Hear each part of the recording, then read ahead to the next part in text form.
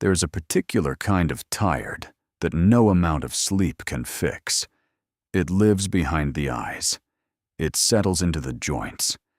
It coats every thought in a thin gray film that makes even the simplest decisions. What to eat for breakfast, which bus to catch, which bill to pay first. Feel like problems requiring more energy than you have left. Nora Vasquez knew that tired, like she knew her own name. She was 34 years old, and most days she felt twice that. Not because life had been cruel in any dramatic or memorable way, but because it had been relentlessly, mercilessly ordinary in its cruelty. The slow grind, the constant arithmetic of not enough, the particular exhaustion of a woman who had been holding everything together for so long that she couldn't remember what it felt like to simply let go. She woke every morning at 4:15, before the alarm, because her body had long since stopped trusting that rest would be allowed to last.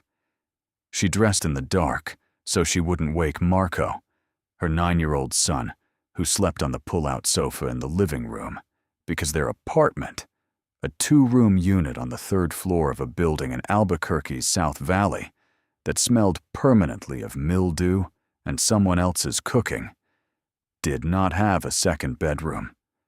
She packed his lunch the night before because mornings left no room for it. Peanut butter on wheat, an apple if they had one, a juice box she bought in bulk from the discount grocery on Central Avenue. Then she walked 14 blocks to the bakery on 5th Street, where she worked the opening shift from 5 until noon, on sliding trays of pan dulce into ovens and making change for customers who never looked at her face. After that, she took 2 buses to the office complex near the airport, where she spent her afternoons cleaning bathrooms and vacuuming carpets in suites occupied by people whose names were etched in brass on their doors. She was done by 8, sometimes 9. She rode the bus home. She kissed Marco on the forehead while he pretended to be asleep, both of them pretending the fiction held. She counted whatever was left in her wallet against the list of things the week still required. Most nights, the math didn't work. She did this 6 days a week, had been doing it for 3 years, once Marco's father drove away in a truck with Arizona plates and the particular unhurried confidence of a man who had decided that his own freedom was worth more than what he was leaving behind. He sent money sometimes, not often, not enough. Nora did not pursue it. She told herself it was pride. Some nights, when she was honest, she knew it was exhaustion. She simply did not have the energy to fight one more battle.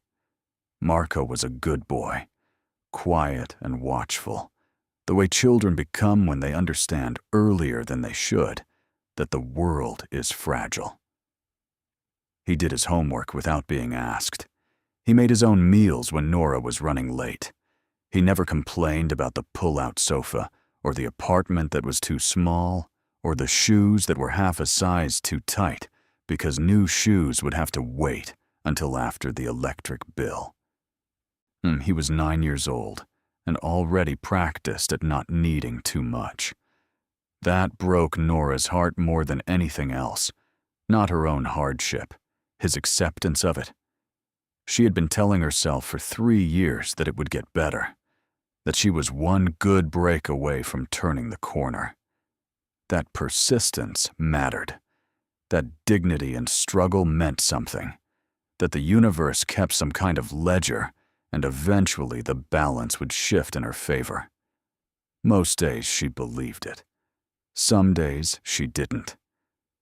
The letter arrived on a Thursday in late October, slipped through the mail slot of apartment 3C by a postal carrier who never knocked. It landed on top of a notice from the electric company and a coupon circular for a pizza chain Nora and Marco never ordered from because the cheapest thing on the menu cost more than their weekly grocery budget. The envelope was different from everything around it. Heavier paper, cream-colored, the kind that announces its own importance before you even open it. Nora almost missed it. She almost scooped the whole stack into the recycling bin without looking, the way she had trained herself to do when she was too tired to face another demand. But something made her stop. The return address was a law office in a town called Cielo Rojo, New Mexico. Population, according to what Nora vaguely remembered from a school trip 20 years ago, approximately 1,200 people, most of them ranchers and retirees, and people who had simply stopped somewhere on their way to somewhere else and never left. It sat at the edge of the high Chihuahuan Desert, 3 hours southeast of Albuquerque, in a part of the state that the rest of the world mostly forgot existed. Nora did not know anyone in Cielo Rojo. She opened the letter at the kitchen counter, while Marco did his homework at the table behind her, his pencil scratching against notebook paper in a rhythm so steady it was almost meditative. "Dear Miss Vasquez," the letter began in careful formal type. "I am writing to inform you that your great-aunt, Dolores Carmen Vasquez Reyes, passed away on October 9th at the age of 81, according to the terms of her last will and testament, executed in 2019 and updated most recently in August of this year. Now you've been named as a beneficiary of her estate." Nora read the paragraph twice, then a third time. Dolores. She hadn't heard that name in years. Her father's aunt, his mother's older sister, a woman Nora had met exactly twice that she could remember. Once at a family gathering when she was very small, a woman with silver-braided hair and hands rough from outdoor work, who had pressed a $5 bill into Nora's palm and told her to buy something just for herself. Not for anyone else, just for herself. And once more, briefly, at her father's funeral 7 years ago, a small woman sitting in the back row who left before anyone could speak to her, her face unreadable beneath a black veil. Nora had no idea Dolores had kept track of her. She had no idea Dolores had even known she existed in any meaningful sense. She kept reading. Mrs. Vasquez Reyes owned a parcel of land located approximately 11 miles outside of Cielo Rojo in Sandoval County. The property consists of 42 acres of desert terrain, including several geological formations, one dry seasonal creek bed, and what historical records describe as a natural spring site, believed to have gone dormant sometime in the 1980s. The property also includes a small stone structure, approximately 600 square feet, built around 1940, which served as Mrs. Vasquez Reyes's primary residence for the last 30 years of her life. Per the terms of Mrs. Vasquez Reyes's will, this property is to be transferred to you immediately, free and clear of any debts or liens. She also left a sealed personal letter, which is enclosed. The second piece of paper was folded inside the envelope. Nora unfolded it slowly. The handwriting was old, wide, careful letters, written by a hand that had learned penmanship in another era, in a school where such things were taught, with seriousness and patience. Nora, it read. I know you don't know me well. I know your father's family has always been scattered and strange about keeping in touch, and I was not better than the rest of them in that regard for many years. But I am an old woman now, and I don't have time for the vanity of pretending not to see what I see. I've watched you from a distance. Your cousin Miguel sends me Christmas cards. He thinks I have money to leave him, which tells you everything about Miguel. And through him, I have heard about your life, about your son, about what you have been carrying alone. I want to give you something real, The land isn't much to look at. I won't lie to you the way some people do when they want to make a gift seem grander than it is. It is dry and rocky, and 40 years ago the spring that used to run through it stopped flowing, and everyone decided the land was worthless after that. Your cousins will tell you the same thing when they find out you got it. They will laugh. They laughed at me when I bought it, back when I was young, and everyone said I was foolish. But Nora, they were wrong about me. And they are wrong about the land. There is something under that ground. I spent 30 years trying to understand what, and I grew too old and too tired to finish the work.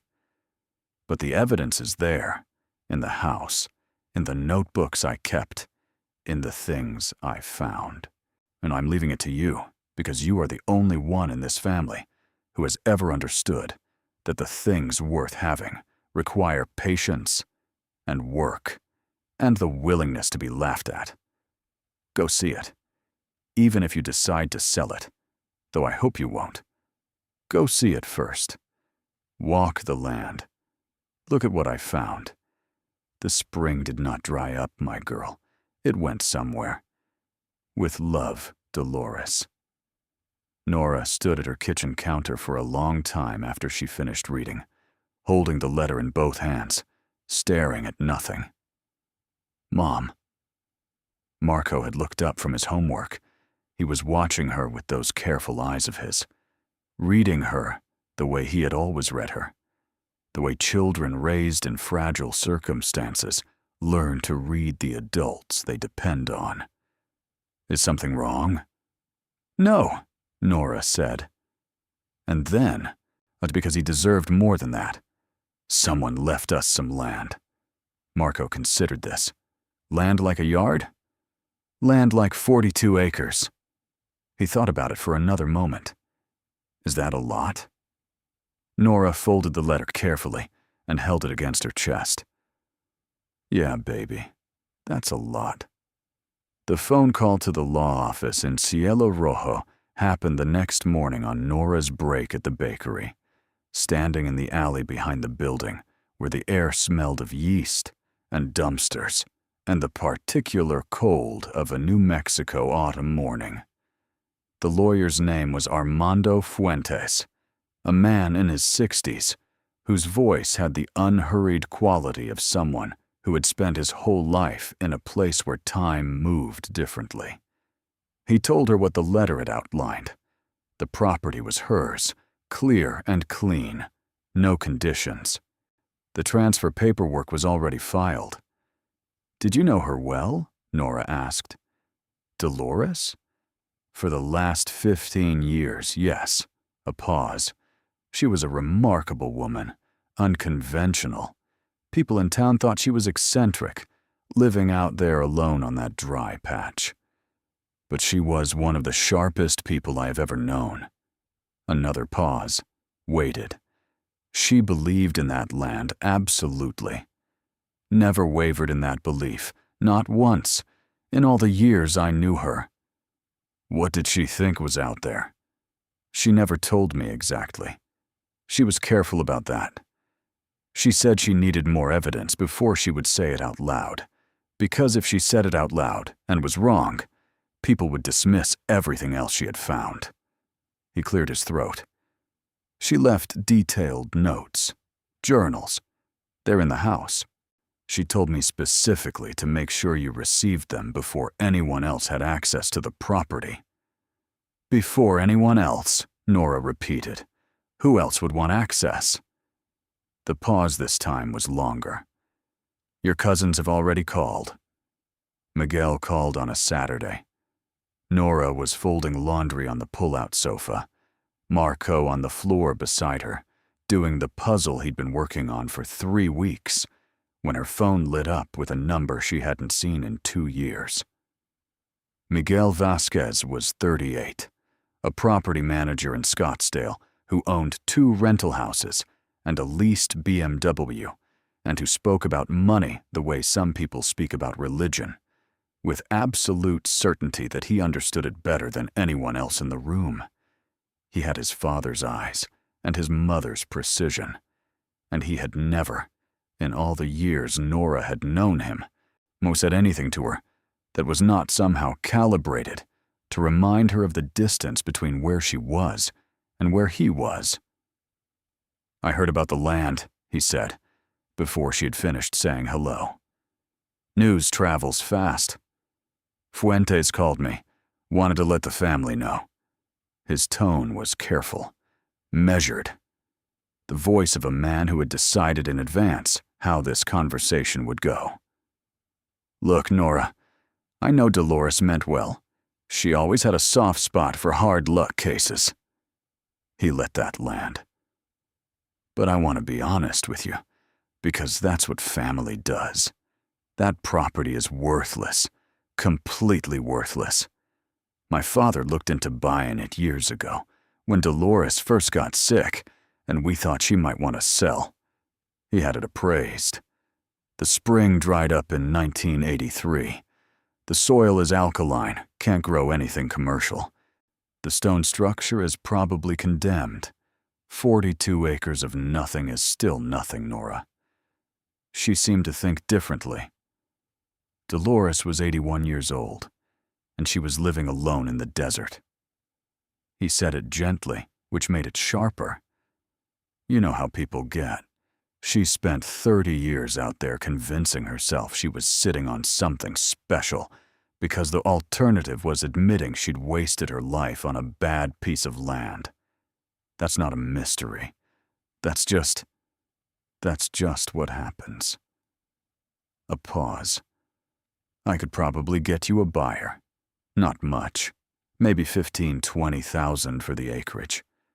But that's real money in your hand right now versus nothing."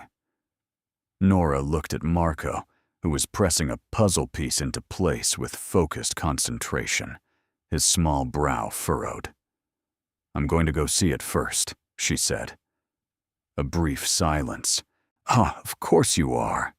She could hear the smile in it, the particular patronizing warmth of a man who had already decided he knew how this would end.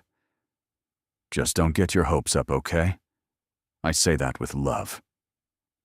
She thanked him and hung up and sat for a moment with the phone in her hands. Her cousin Elena called 3 days later. Elena was 40, an interior designer in Albuquerque who had done very well for herself and knew it, and whose sympathy had always arrived wrapped in a coating of condescension so smooth you almost didn't notice until you'd already swallowed it. 42 acres of dry desert, Elena said. "Nora, come on. You know what I'd do. Take whatever Miguel can get for it. Pay off your debt. Get a car that actually runs. Start fresh. Don't go chasing whatever story Dolores was telling herself out there. You didn't believe in her? I loved Dolores. She was family. But she was also, you know how some people just decide something is true and then spend the rest of their lives looking for evidence? That was Dolores, and that land. She was a stubborn, difficult woman who didn't like being told she was wrong." A small laugh. "Sounds like someone else I know, actually." Nora didn't take the bait. "I'll go see it," she said, same as she'd told Miguel. "Before I decide anything." She could hear Elena's exhale, the particular sound of someone who had given good advice and already knew it would be ignored. "Okay, mija, just be careful. That dessert is no joke in November." Getting to Cielo Rojo required solving a logistics problem that would have defeated a lesser woman.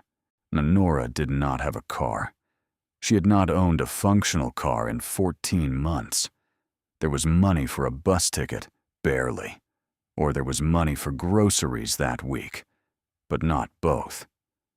Marco's school had a field trip permission slip due that same week, $14, which Nora had been mentally moving around her budget for 10 days without finding a place for it. She looked at the numbers, the way she always looked at impossible numbers, not with despair, but with the cold, tactical focus of someone who had long since made peace with the reality that solutions were rarely comfortable. She asked her neighbor, Senora Pacheco, if she could watch Marco on Friday night and Saturday morning.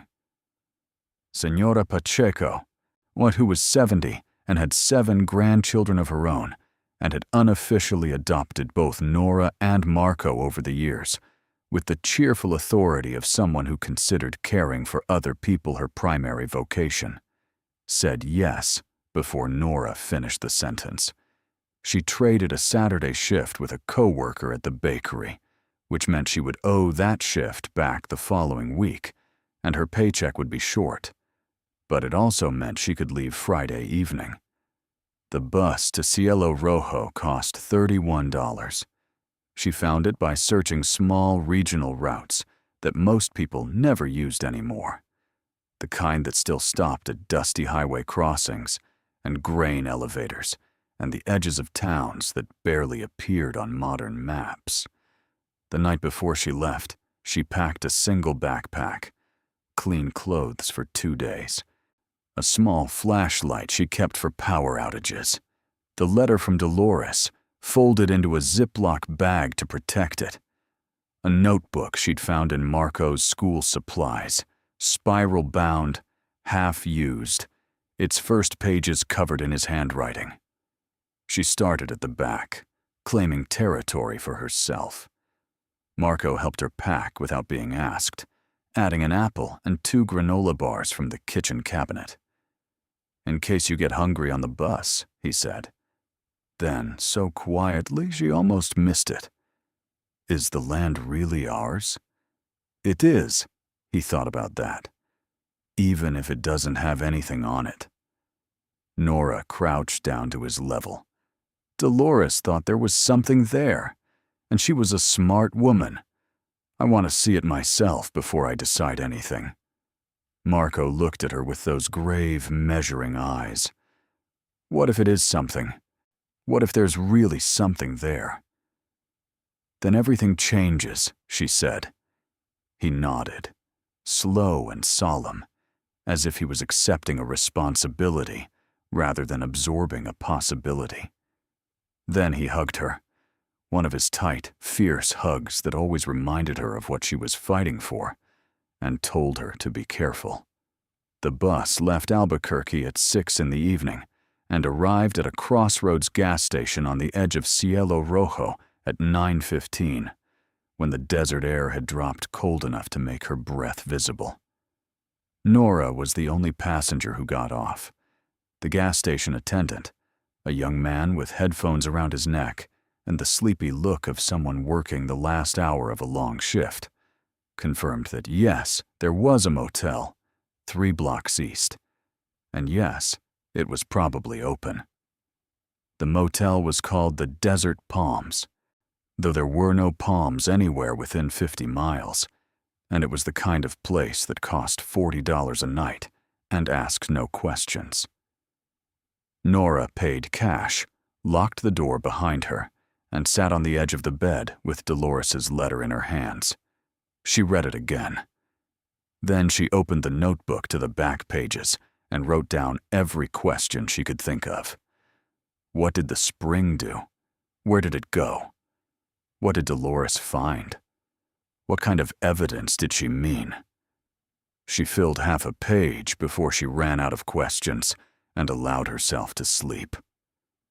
Armando Fuentes met her the next morning at his office on Cielo Rojo's main street, on a modest 2-room suite above a hardware store with law books on the shelves and a framed photograph on the wall of a younger man standing in front of what looked like the same stone house from the property records.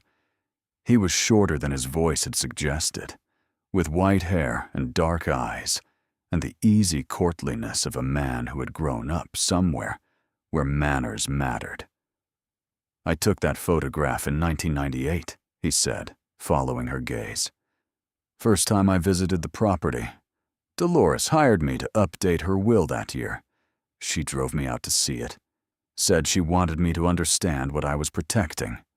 He smiled. I didn't understand it then. I'm not sure I understand it now. But she was certain. He handed her a key, an old one, iron. The kind made before the era of hardware store duplicates, heavy in the palm. So the property is 11 miles out on Route 44. You'll see the turnoff. There's a post with a handmade sign. It just says Reyes Land in painted letters. Is there a vehicle I can use? I don't have... Dolores left her truck. He slid a second key across the desk. It's parked behind the office. 2003 Ford Ranger. It runs. She kept it up. A pause. She kept everything up that mattered. He also handed her a box. Cardboard, the size of a shoebox, sealed with packing tape and labeled in a hand Nora now recognized. For Nora. The notebooks. Start with the green one. She held it against her chest the whole drive out. The Chihuahuan Desert in late October was not the landscape people thought of when they thought of deserts. It was not all sand and scrub. It was a landscape of terrific, not austere beauty. Wide, flat basins, ringed by mountain ranges, that rose abruptly and without apology from the valley floor. Their flanks covered in juniper and pinon, their peaks still holding the last of October's first snowfall, in white patches that caught the morning light. The road stretched out arrow-straight between them, black asphalt fading into heat. Shimmer even at 60-something degrees. The kind of day that reminded you that the desert held heat in its bones long after the air went cold. Nora drove with the window cracked, watching the landscape open up around her. She had not been in this part of the state in years. There was something about it that settled something in her chest, the scale of it, the uncompromising honesty of it. Nothing pretended to be something it wasn't out here. The land was what it was. She almost missed the turnoff.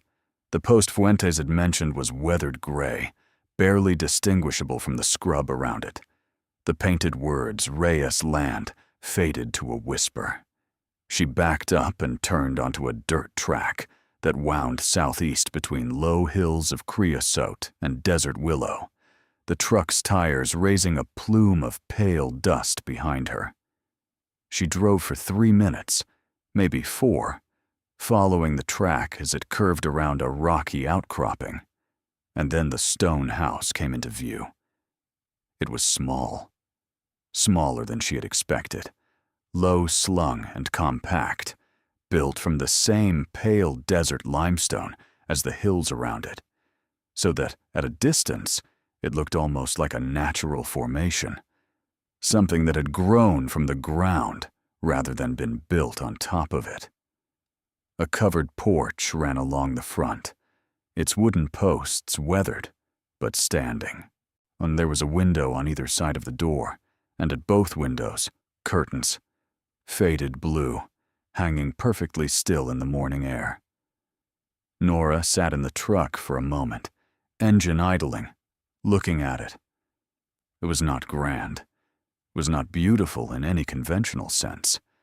It was a small stone house in the middle of 42 acres of high desert, and it had been empty for 6 weeks, and the last person who had lived in it had died in it. But there was something about it, some quality of having been cared for, that the eye registered before the mind caught up. The porch was swept.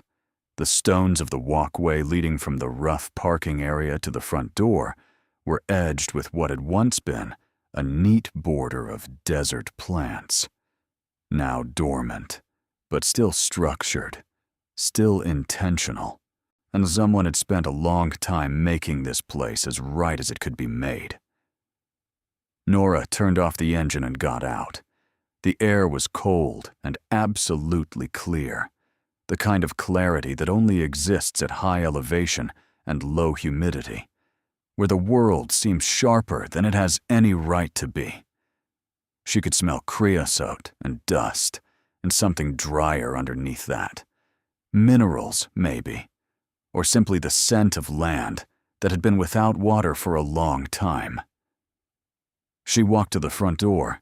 The iron key turned smoothly. The door swung open. Inside was cool and dim and ordered. One main room, a kitchen at the back, a wood-burning stove in the corner with a neat stack of firewood beside it, a table with 2 chairs, a narrow cot along one wall, bookshelves on every available surface. Not the accumulated disorder of someone old and overwhelmed, but the deliberate arrangement of someone who had decided precisely where everything belonged and kept it there. The books were the first thing Nora looked at closely, not because she expected to find answers in them immediately, but because a person's books told you who they were. Dolores's shelves held an unusual collection: geology texts alongside Spanish poetry, hydrological surveys alongside Garcia Lorca, field guides to desert flora and fauna, topographical maps folded and stacked in careful order, several pamphlets from something called the New Mexico Bureau of Geology and Mineral Resources, and, on the lowest shelf, a row of notebooks. 7 of them. Spiral-bound, the kind sold in school supply sections, in different colors: green, blue, red, yellow, orange, black, on one that had once been white, but was now the color of old paper. They were labeled on their spines in Dolores's hand, each one a range of years: 1994 to 1996, 1997 to 2001, 2002 to 2006, and so on to the last, 2023 to 2024. The green one, which sat at the far left of the row, was labeled 1994 to 1996. The beginning. Nora picked it up. She set it on the table. She did not open it yet. She needed to see the land first.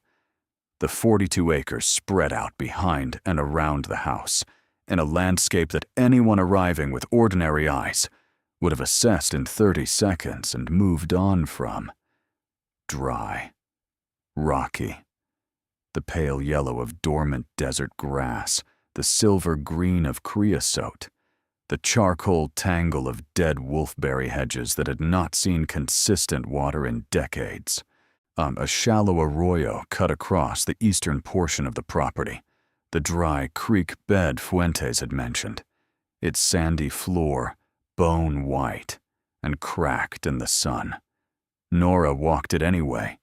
She walked slowly, the way Dolores's letter had asked her to, not with a destination in mind, but with attention. She watched where she put her feet. She noticed the way the ground changed texture in different areas: loose sand giving way to hardpan caliche, hardpan giving way to exposed bedrock, bedrock giving way to something she couldn't immediately identify.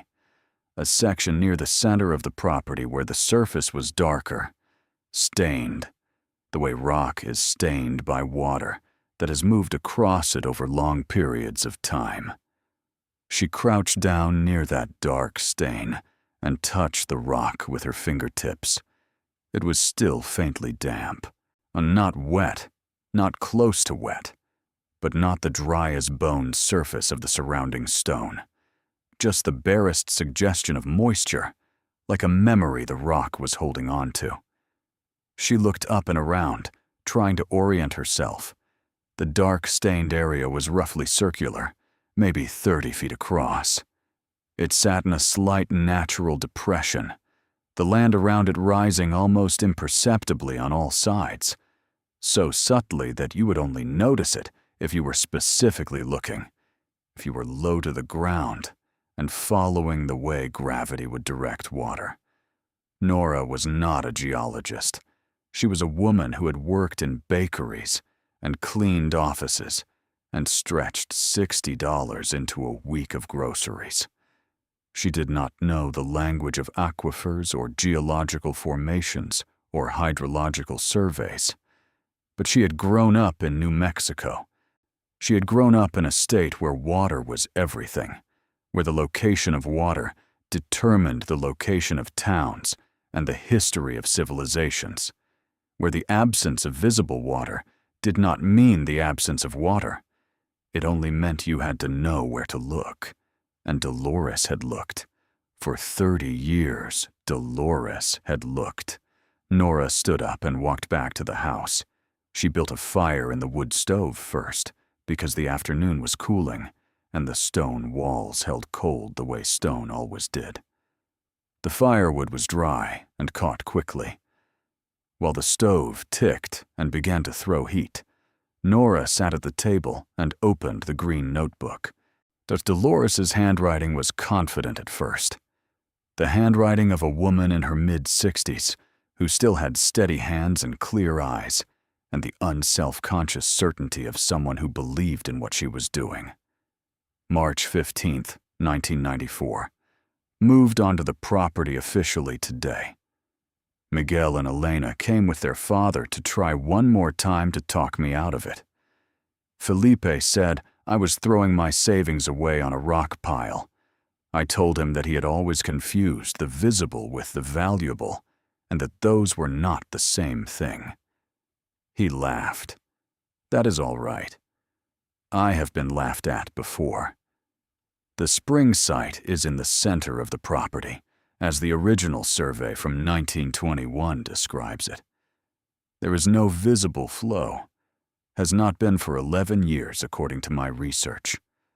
But the rock around the original site is dark-stained, even now, even after more than a decade of no surface water. That is not consistent with total depletion. Something is moving below. Nora read slowly, carefully, making notes in her own notebook as she went.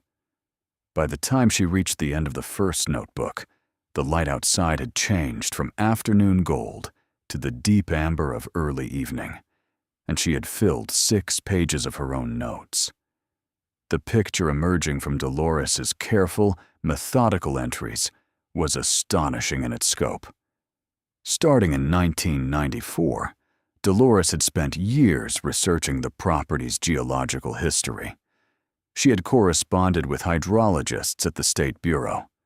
She had hired, at considerable personal expense, a small survey company to take core samples from several locations across the property. She had filed public records requests for every historical document related to water rights and geological surveys in Sandoval County, going back to territorial days. What she had found, or begun to find, because the green notebook ended before any conclusions were reached, was a picture of something the casual observer would have completely missed. The spring that dried up in 1983 had not been a surface spring at all, not in any ordinary sense.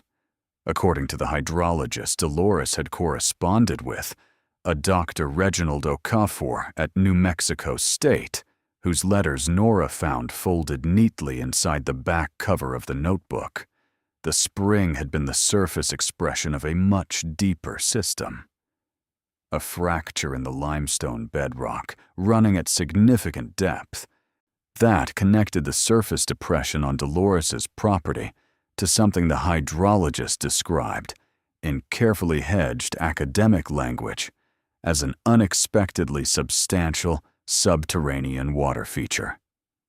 In his letter dated June 1996, Dr. Okafor had written, "The preliminary core data suggests that what appears at the surface is merely the apex of a significant geological structure. I want to be careful about overstating this without further investigation, but my preliminary assessment is that the subsurface formation beneath your property warrants serious scientific attention. If the formation is what the core data suggests it might be, the implications for the property's value, in terms of water rights alone, would be considerable. I would strongly recommend further testing.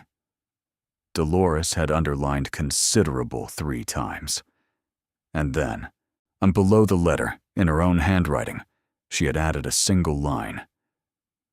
But it is not the water they should have been looking at. It is what the water has been carrying. Nora read that sentence 4 times. She looked up from the notebook. The fire had burned down to a steady glow.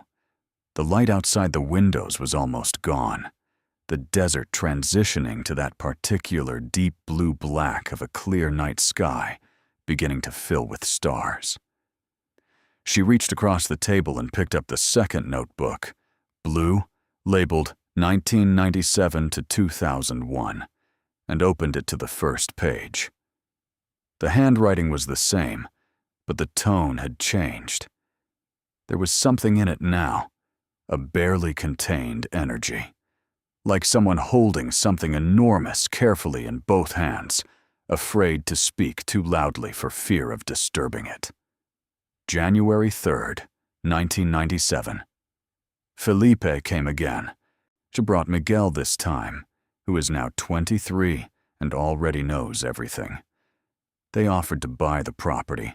Not much, $22,000, which they apparently believe is a generous offer for 42 acres of nothing. I declined. Miguel told me I was going to die broke and alone out here, that I had wasted everything on a delusion. He said it with what I think he believes is compassion. He said it the way people speak to the very old and the slightly foolish. I showed him to the door, and I went back to my notebooks. Because here is the thing that Miguel does not know, that I have told no one. I have told no one because I need more evidence, because the moment I say it out loud, it becomes a claim I will have to defend. And I am not ready to defend it yet. But I am beginning to understand what Dolores Reyes Castellano saw in this land when she first settled it in 1921. She did not come here for the water. Nora stopped. She flipped forward, looking for the next line, but the entry ended there. Cut off as if Dolores had been interrupted, or had deliberately stopped herself. The next entry was dated 2 weeks later. I found the ledger. 3 words, nothing else. The rest of the page was blank. Nora turned to the next page. That entry was longer, and the handwriting was slightly different. Not the confident strokes of before, but something more careful, more deliberate, as if each word was being measured before it was set down.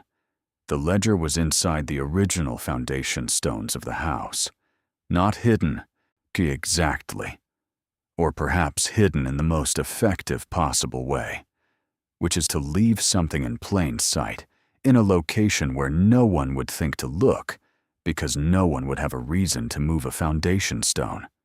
Dolores Reyes Castellano, my grandmother's oldest sister, the woman who built this house with her own hands in 1940, didn't move her foundation stones. Neither did I, for 3 years. But the stove needed relining, and the stone beneath it had cracked, and when I pulled it up, I found it. A ledger, leather-bound, 52 pages, written in Spanish in a hand I recognize from the one photograph I have of Dolores Reyes Castellano. A strong, clear, unhesitating hand, the hand of a woman who expected her words to matter. I have read it 7 times now. I will read it 7 more before I trust myself to say what I think it means. But here is what I know. Dolores Reyes Castellano was not a poor woman living on dry land out of stubbornness or ignorance. She was a woman who knew exactly what was beneath her. She was a woman who had been waiting for the right time to use it. She was a woman who was protecting something. The entry stopped again. Nora turned the page with hands that had begun, without her fully noticing, to tremble. The next entry was dated March 1997. I cannot write all of it here. Not yet. But I can write this. The spring did not dry up. It was sealed. Someone sealed it. Deliberately. In 1983. And Dolores Reyes Castellano knew it was going to happen. And she knew why. And she spent 40 years of her life making sure that what lay beneath it was never found by the wrong people.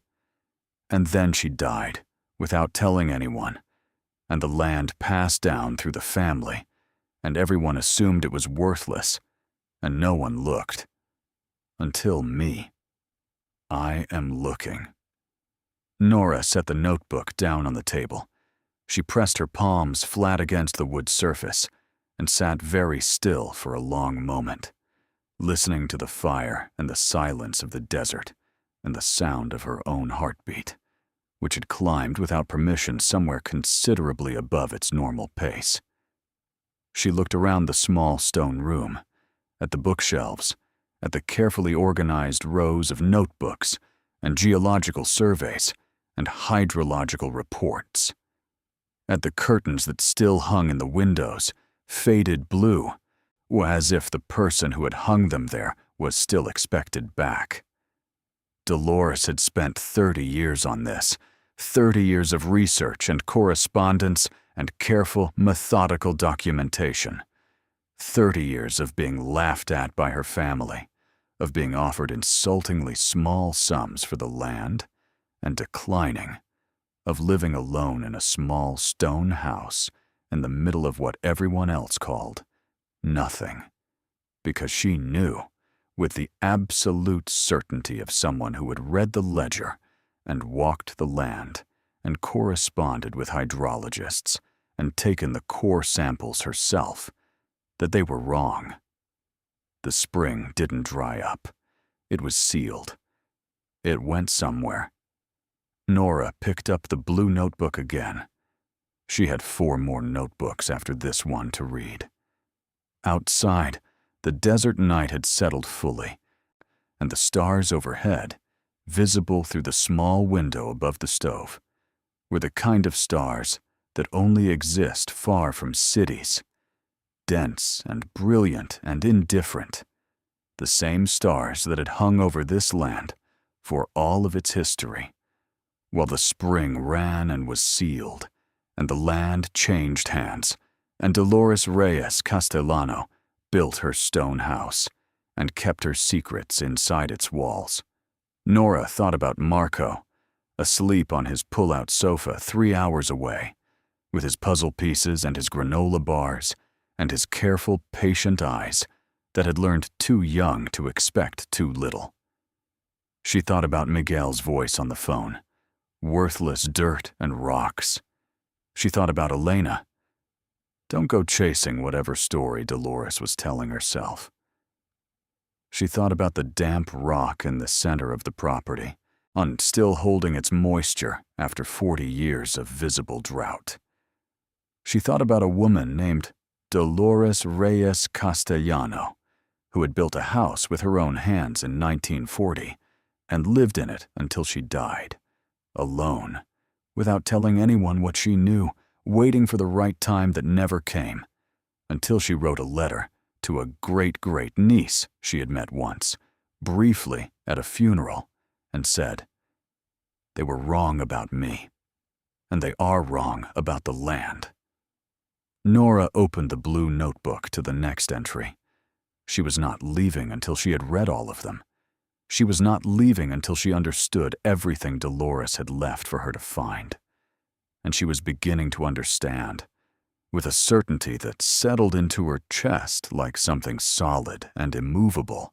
Not hope exactly, but something older and more reliable than hope. That when she dug past the first rock layer, the world as she knew it was going to change. She read through the night. She didn't plan to. She had intended to read for an hour, maybe 2, get some sleep on the narrow cot against the wall, and continue in the morning with fresh eyes. That was the sensible plan. The plan of a woman who understood that her body had limits and that making good decisions required rest. But the notebooks would not let her go. There was a quality to Dolores's writing that went beyond information. It was the quality of a mind that had spent 30 years in close conversation with a single question. A mind that had circled and returned and refined and revised. Building an understanding so layered and particular that reading it felt less like reading a journal and more like watching someone assemble a structure from the inside out, stone by stone, each entry placing something new on top of what came before. By midnight, Nora had finished the blue notebook and started the red one. By 2 in the morning, she was deep into the yellow. She kept the fire going, feeding it methodically every hour, and she drank water from the tap, which ran clear and cold, which made her pause and think just briefly before she went back to reading. Outside, the desert was completely silent, in the way that only very old, very empty places can be silent. Not the silence of absence, but the silence of something that has simply stopped needing to make noise. Stars wheeled overhead, indifferent and magnificent. An owl called twice from somewhere in the juniper, then didn't call again. Nora read. The ledger that Dolores had found beneath the cracked foundation stone in 1997 was the key to everything. Dolores had not reproduced it in full in her notebooks. She was too careful for that, too aware that notebooks could be found, that information set down in the wrong place at the wrong time had a way of reaching the wrong hands. Instead, she had summarized it, referenced it, quoted from it selectively, and hidden the original in a place she described only as the third place, which she did not elaborate on anywhere in the blue or red notebooks, but which she seemed to assume her eventual reader would be able to find. What Dolores had summarized, however, was enough. Not Dolores Reyes Castellano, the woman who had built the stone house in 1940 and lived in it for the next 30 years until her death in 1971, had come to this land for a reason. She had come because she knew something about it that no one else in the family had been told. Something she had learned from her own grandmother, who had homesteaded this part of New Mexico in the 1890s, and who had been, according to the ledger, a woman of extraordinary practical intelligence who understood that some knowledge was worth protecting.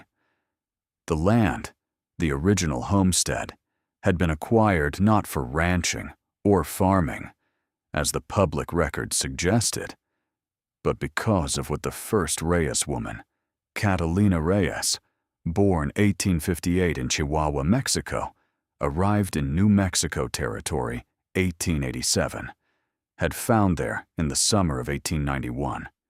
Catalina Reyes had been following the spring.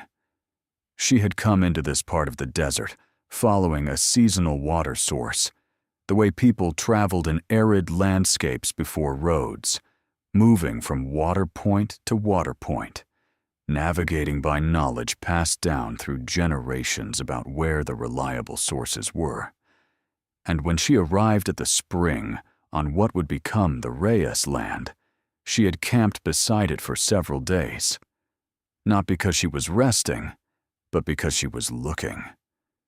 She was looking because she had heard a story. The story was old, circulating among the communities that had moved through this part of the Chihuahuan desert for centuries. Puebloan people, Spanish settlers, Mexican traders, Apache bands. The story was about water, specifically about a spring in this region that did not behave the way ordinary springs behaved.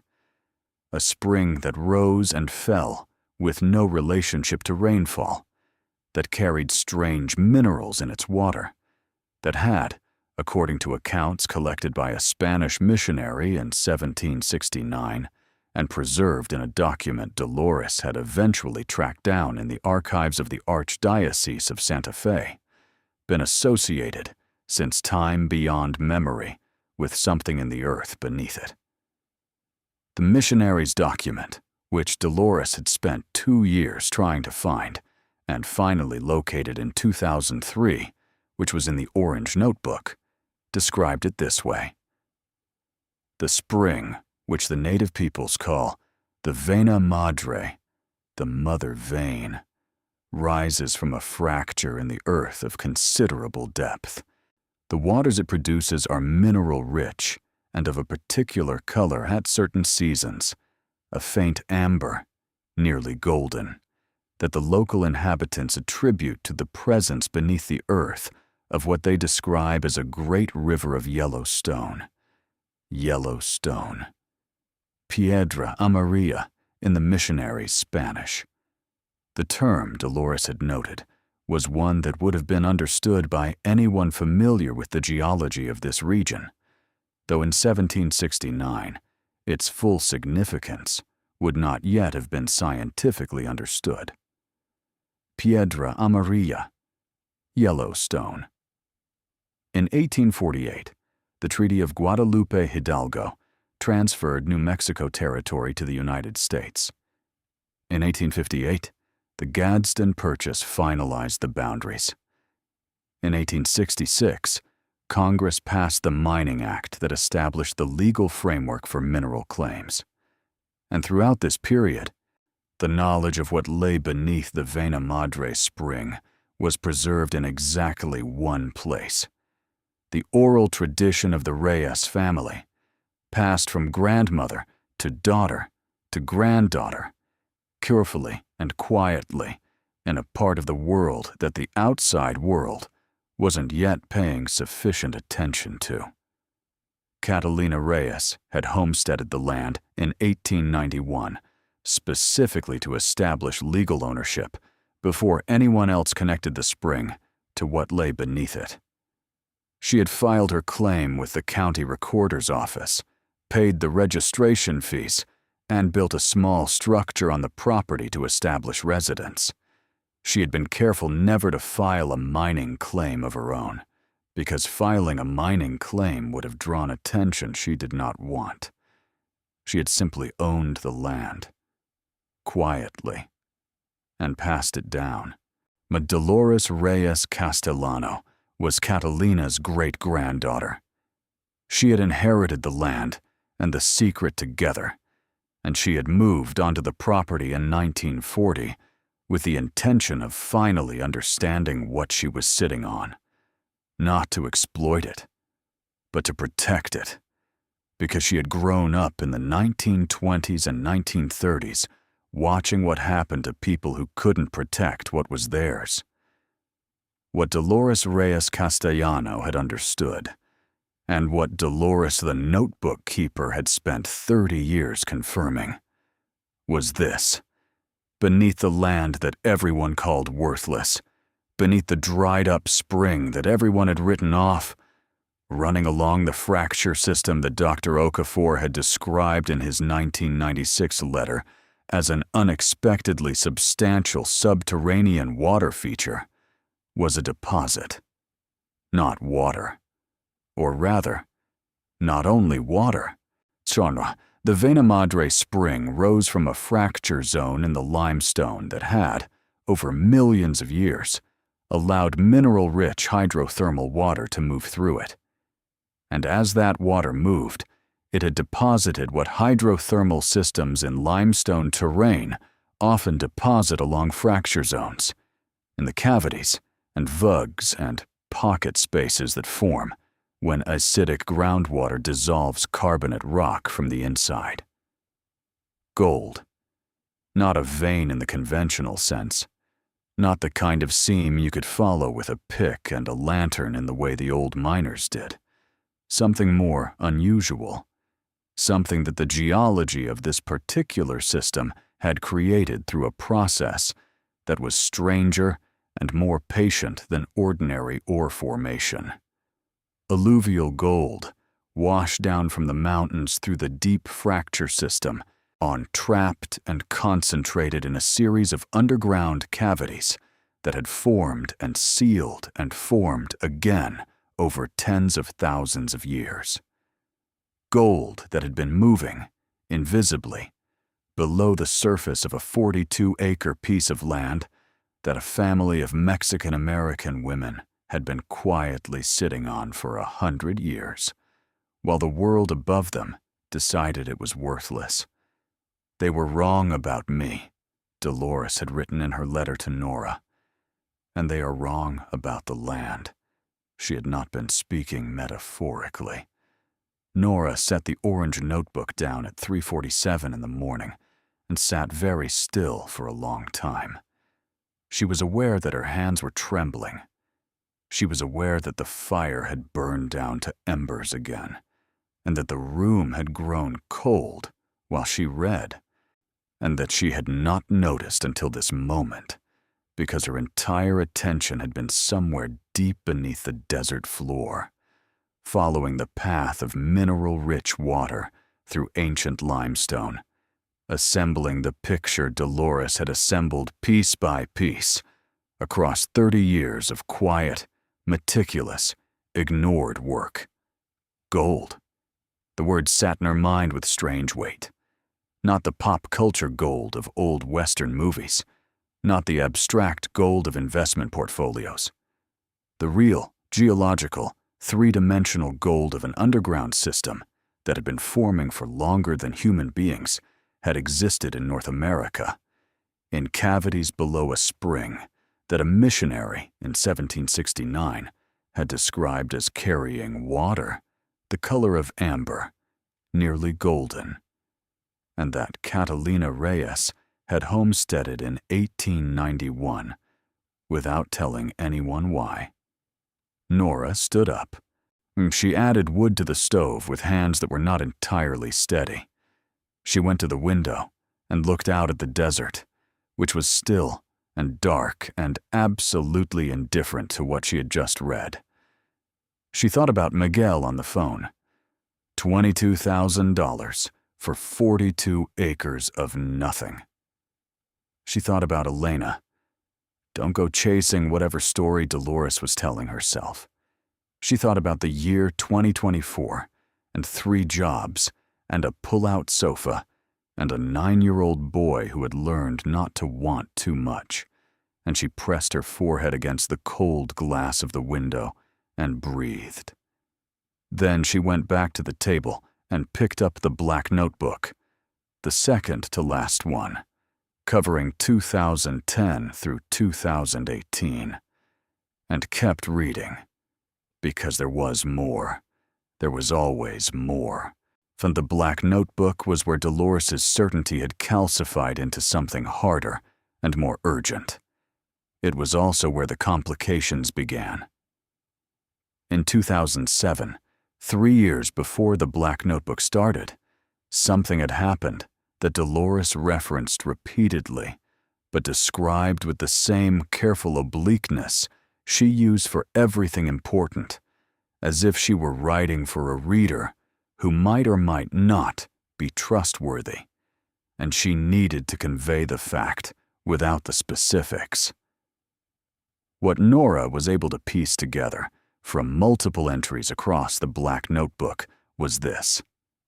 Someone else had become interested in the land, not a random buyer, not a developer attracted by the acreage, someone specific, someone who had access to the same historical records Dolores had been working from, or who had independently reached the same conclusions through a different route, or who had simply done the math on why an old woman living alone on a piece of seemingly worthless desert had been declining increasingly generous purchase offers for 60 years. Dolores never named this person directly in the notebooks.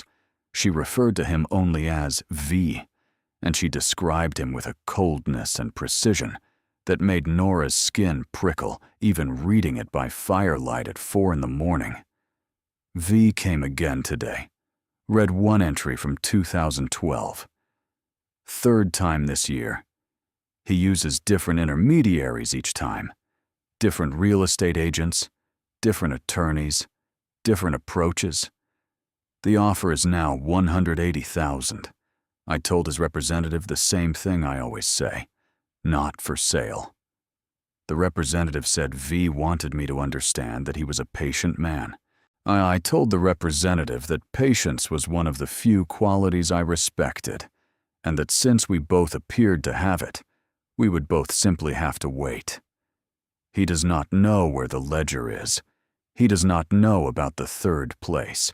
He knows something is here. He may even know roughly what. But he doesn't know enough to act without the ledger. And he doesn't know where the ledger is. And as long as I am alive and well, and here, he won't find it.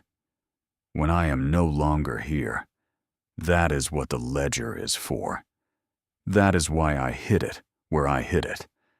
Not to take it to my grave, but to make certain it reaches the right hands before the wrong ones. Nora turned pages. In 2015, Dolores had hired a private geological survey company, a small, obscure outfit based in Las Cruces that specialized in what their website, according to a printout Dolores had folded into the notebook, described as discrete subsurface assessment for private property owners. The survey had cost her $11,000, which she described in the same entry with the matter-of-fact tone of a woman who had been saving for precisely this expense and was simply noting its completion. The survey results were contained in a bound report, a copy of which Dolores had stored, she noted, in the third place, along with the ledger and several other documents. But she had also transcribed the relevant section into the notebook in her own hand, which was how Nora found it. Subsurface assessment, Reyes land parcel, Sandoval County, NM. The primary finding, multiple discrete cavity formations identified via ground-penetrating radar at depths ranging from 12 to 34 meters along primary fracture zone, east-west orientation, approximately 280-meter extent within property boundaries. Cavity dimensions estimated via acoustic resonance. Largest formation approximately 18 meters by 9 meters by 6 meters. High uncertainty. Actual dimensions may vary significantly. Cavity contents cannot be definitively characterized by non-invasive assessment. However, mineral signature analysis suggests presence of auriferous material consistent with hydrothermal gold deposition. Estimated minimum deposit value, conservative estimate, withheld pending physical verification, indicative range upon physical access, and assay. Significant. Client advised to pursue formal mining claim and physical verification as next steps. Nora read indicative range, significant 3 times. Then she read the next paragraph, which Dolores had set apart from the rest, with a line drawn carefully above and below it, as if to give it room. The surveyor called me 2 days after delivering the report. He sounded different on the phone, more careful. He said he had been contacted by someone who had heard he was working in this area, and who wanted to know the nature of his work. He said he had told them nothing. But he wanted me to know, and he wanted me to be careful. V has people watching. I'm not afraid of him. I've never been afraid of him. But I am aware that what I am doing requires more care now, more patience, more deliberate protection of what I know and where I have put it. And I am aware that I am 81 years old, and that my body is no longer as reliable as my mind, and that the time is coming, sooner than I would like, when I will need to decide who receives what I have spent this life protecting. I have decided. Her name is Nora. Nora finished the black notebook as the sky outside began to change. The absolute black of deep night softening at its edges to a dark indigo that meant 4:30, 5 o'clock, the desert beginning its slow return to visibility. She sat for a moment with the notebook closed in her hands, thinking about the weight of what she was holding. Not just the paper and ink, but the life behind it. 30 years of a woman alone in a stone house, reading and corresponding and hiking and documenting and declining purchase offers and protecting knowledge that had been passed down through 4 generations of women who had understood something essential. That the land was worth more than anyone would admit, and that admitting it before the time was right would only mean losing it. Then she picked up the last notebook, the one that had been white, that was now the color of old paper, covering 2023 and 2024. Dolores's final year. This one was different from the others. The handwriting was smaller and less even, the product of hands that were not as steady as they had once been. But the mind behind it was unchanged, clear, precise, unhurried. The mind of a woman who had been thinking about this for so long that she could hold all of its complexity without effort. The entries here were not research. They were instructions. For Nora, the first entry began without preamble. If you are reading this, then Fuentes has done his job, and you have found the notebooks, and you have read enough to understand what I am giving you. I want to walk you through what comes next. First, the ledger and the survey report, and the other documents. They are in the 3rd place. The 3rd place is the floor of the spring site, not the depression above ground, the actual sealed opening, which is approximately 3 feet below the surface of the dry creek bed at the eastern edge of the depression, beneath a capstone of pale caliche that was placed there in 1983 by people who thought they were ending this story. They were not ending it. They were delaying it. You will need a pry bar or something equivalent. The capstone is heavy. I could not move it myself in my last years. You will also need to be alone when you do this, or with someone you trust completely. I should not need to explain why. Second, the cavities. The survey gives you the coordinates relative to the property markers. The largest cavity, the one the surveyor estimated at 18 by 9 by 6 meters, sits directly beneath the center of the spring depression at approximately 22 meters depth. The fracture that once brought water to the surface passed directly through this cavity. This is why the spring water was golden amber at certain seasons. This is why Catalina followed it. Third, and this is the part I want you to hear most clearly, Nora, the mineral rights. When Catalina homesteaded this land in 1891, when she was careful to file under a provision of the 1866 Mining Act that included subsurface rights as part of surface ownership for homestead parcels. This was not standard practice. Most homesteaders did not do this. Catalina did, because a man she trusted in the county recorder's office, a man who understood what she had found, advised her to. The subsurface mineral rights to this land have been held by the Reyes family in uninterrupted succession since 1891. They are yours. No one can take them from you. Not V, not his lawyers, not anyone who comes after them. The rights are documented, registered, and legally unambiguous. Fuentes has copies of everything.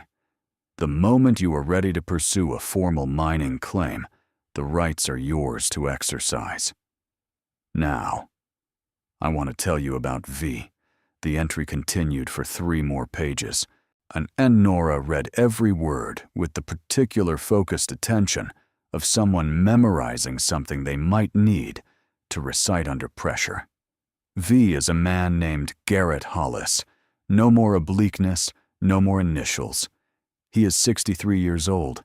He operates a mineral extraction company out of Dallas called Hollis Resources, and he has been trying to acquire this land for 17 years through a rotating series of shell companies and intermediaries designed to obscure his involvement. His most recent offer, delivered through a Las Cruces real estate firm called Mesa Property Group, which is a Hollis subsidiary, was $340,000. He will not approach you directly. He will send intermediaries. They will be pleasant and professional, and they will tell you the offer is generous and that the land isn't worth holding on to, and they may reference the absence of the spring, the alkaline soil, the cost of maintaining 42 remote acres that produce nothing. They will not mention Hollis by name. If at any point they offer you more than $300,000, it means they have obtained more precise information about the cavities, and they are becoming desperate. The desperation is your leverage. Do not sign anything. Do not accept any offers until you have spoken with Fuentes and with a mineral rights attorney. Not a general property attorney, a mineral rights attorney specifically. Fuentes has a name for you. Write it down. Nora wrote it down. And Nora, one more thing. What is down there is real. I have spent 30 years confirming it, and I do not exaggerate or romanticize. The survey estimates were conservative. The surveyor told me that in person, though he would not put it in the report. He said that in his professional opinion, based on everything the data showed, the deposit beneath this land was one of the most significant he had encountered in 20 years of subsurface assessment work in the Southwest. He said, "Whoever owns this land owns something extraordinary. You own this land. Go dig."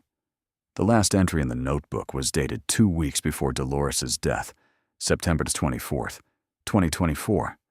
It was short. I am tired today in the way that means something. Not the manageable tired, the other kind. I am not afraid. I lived a full life, mostly on my own terms, mostly doing what I believed was right. I protected what needed protecting. I kept what needed keeping. Nora will find it. I am certain of this. I have been watching her for years from the only distance available to me, and I have seen what she was made of. She is made of the same material as Catalina, as her grandmother, as me. The land does not belong to the people who want it. It belongs to the people who understand it. It always has. Dr. Nora closed the notebook. She sat in the gray early morning light and pressed the heels of her hands against her eyes and breathed. One long, slow breath, and then another, and another, until the shaken in her chest settled into something that wasn't calm, exactly, but was under control. Then she stood up, pulled on her jacket, and went outside to walk. The desert at dawn was a different world from the desert in daylight. The light came slowly, without drama, the sky moving through a gradual spectrum from dark blue to pale violet to a thin, watery gold that preceded the sun itself by a long time before the actual sunrise. The temperature was at its lowest point, the cold, sharp, and crystalline, the kind that made sounds travel differently. She could hear a hawk somewhere to the north, invisible, its cry carrying across a distance that seemed impossible. She walked to the center of the property, to the spring depression, to the rock that was still faintly damp. Standing in it now, in the growing light, With everything she had read still fresh and vivid in her mind, she could see what she hadn't noticed the day before. The depression itself was the right shape, not a random natural bowl, but the particular circular concavity that formed when material dissolved or subsided from below, when something underground changed and the surface above adjusted. She had not known to look for that before. She knew now. She walked to the eastern edge of the depression, toward the dry creek bed. The caliche here, the pale calcified soil that formed a natural capstone in arid environments, was denser than the surrounding surface, built up over decades into a crust that was nearly stone-like. You could walk across it and never suspect it was sitting on top of anything different from the rest of the land, unless you knew to look, unless someone had written you 7 notebooks telling you exactly what to look for. Nora crouched down and pressed her palm against the caliche surface, but it was solid and cold and absolutely unyielding under her hand. Whatever was beneath it had been sealed for 40 years. She went back to the truck. Behind the driver's seat, folded into the space between the seat and the cab wall, was a pry bar. Not a small one. A serious piece of iron, 4 feet long, heavy, the kind used for real prying work, the kind Dolores had left there. Nora understood now, because she had known exactly what would be needed. Nora pulled it out. She carried it back to the spring depression, to the eastern edge, to the pale, dense caliche surface. She started digging.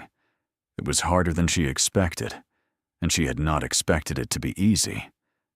The caliche was dense and resistant in the way of things that have been sitting undisturbed for a long time, consolidating slowly into something approaching stone. The pry bar bit into it and cracked it in pieces, but each piece required effort, real, physical, back and shoulder effort that had Nora sweating inside her jacket within 20 minutes, despite the cold.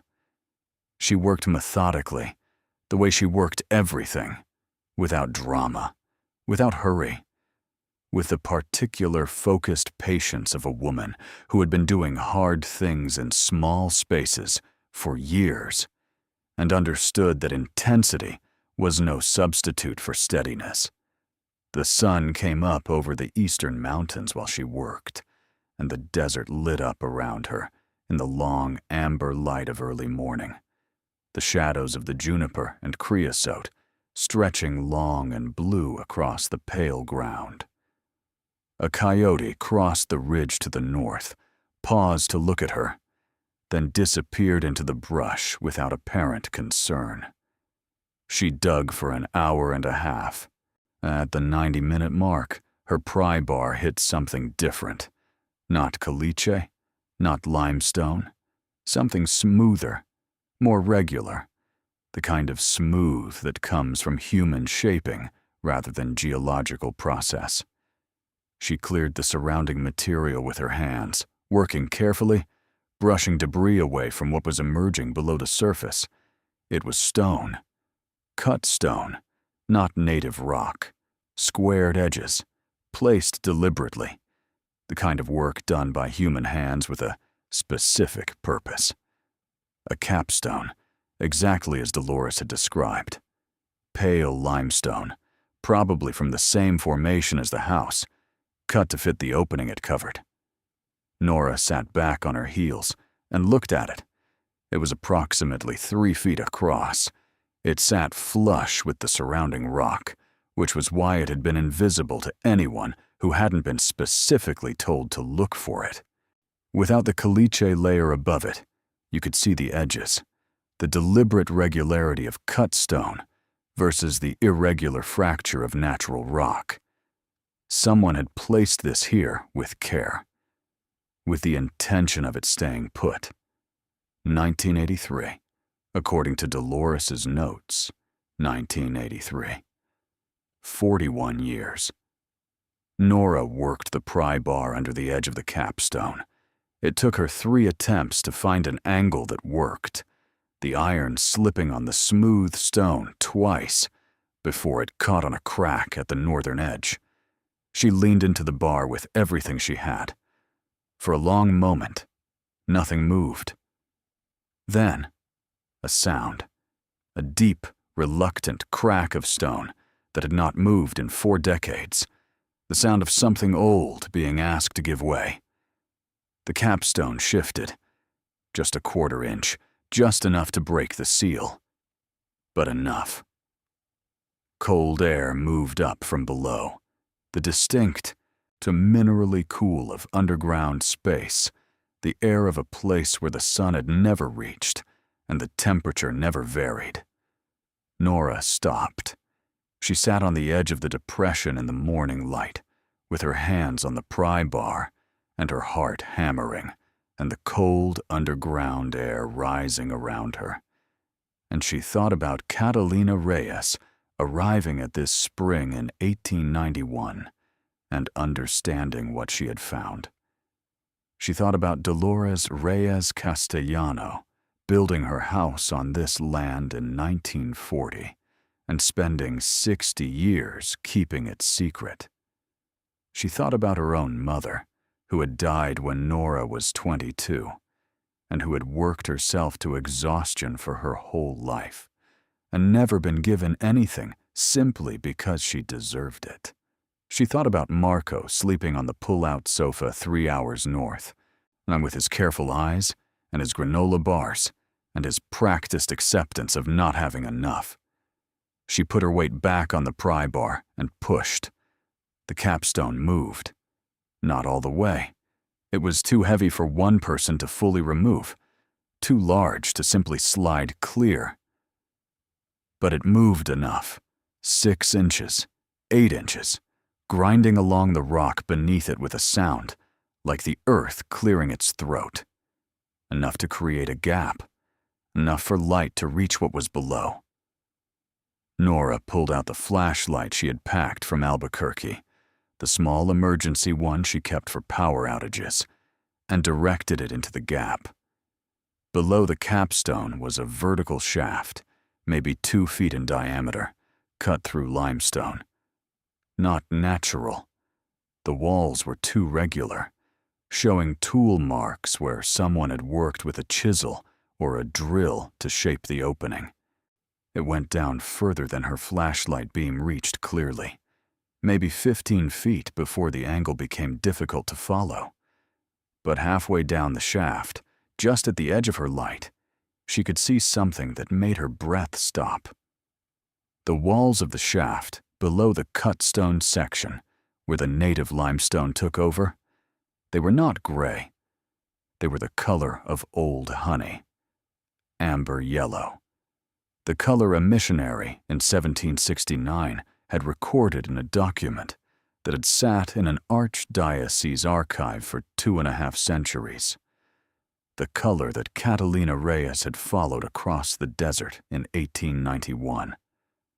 The color the water had been, at certain seasons, when it still rose to the surface, carrying with it, dissolved and suspended and deposited in tiny traces, the evidence of what lay below. The geological signature of hydrothermal gold deposition, not a seam, not a vein in the conventional sense. Something older and deeper and stranger. Something that had been forming for longer than anyone standing above it had been alive. Nora sat back. She sat in the morning desert, on the edge of a spring that everyone had written off 40 years ago, with underground air rising around her and the sky overhead turning from gold to pale blue, and she allowed herself, for just one moment, one single moment, to understand what she was looking at. Then her phone rang. She nearly dropped the flashlight. She pulled the phone from her jacket pocket, expecting Marco, expecting Senora Pacheco, expecting any of the ordinary demands that did not pause for extraordinary moments. It was Miguel. She almost didn't answer. But some instinct honed by years of dealing with people who wanted things from her, made her pick up. Nora. His voice was different from the last call, less casual, more careful. I need to talk to you about the land. I'm here now, actually, at the property. A pause. You're there? Already? Took the bus yesterday. I've been here overnight. Another pause, longer. She could hear him recalibrating. Okay, good, Listen, I've been talking to some people. There's a company that's interested. Serious interest, not just the usual property inquiry. They've been researching the area, and they want to make an offer. He paused again. It's a significant offer, Nora. More than what I mentioned before. How much? $320,000. The number landed in the morning air and seemed to stay there, hovering. $320,000. More money than Nora had ever seen at one time. More money than 3 years of 3 jobs.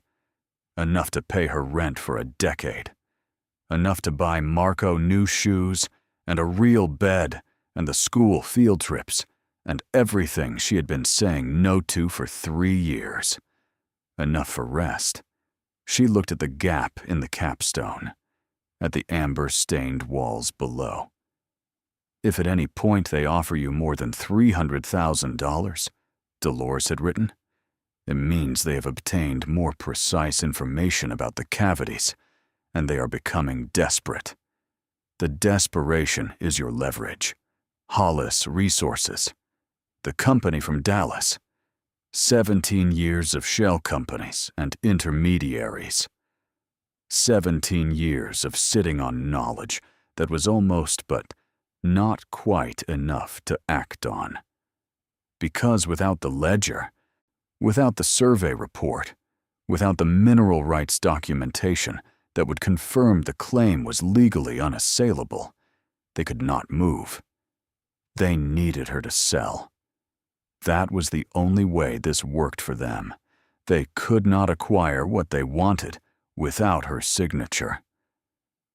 And they had just offered $320,000 for something that was worth what? The survey report was in the 3rd place, still sealed below the stone. But the surveyor had told Dolores in person what he wouldn't put in writing, that his estimates were conservative, that what was down there was one of the most significant deposits he had encountered in 20 years. Nora?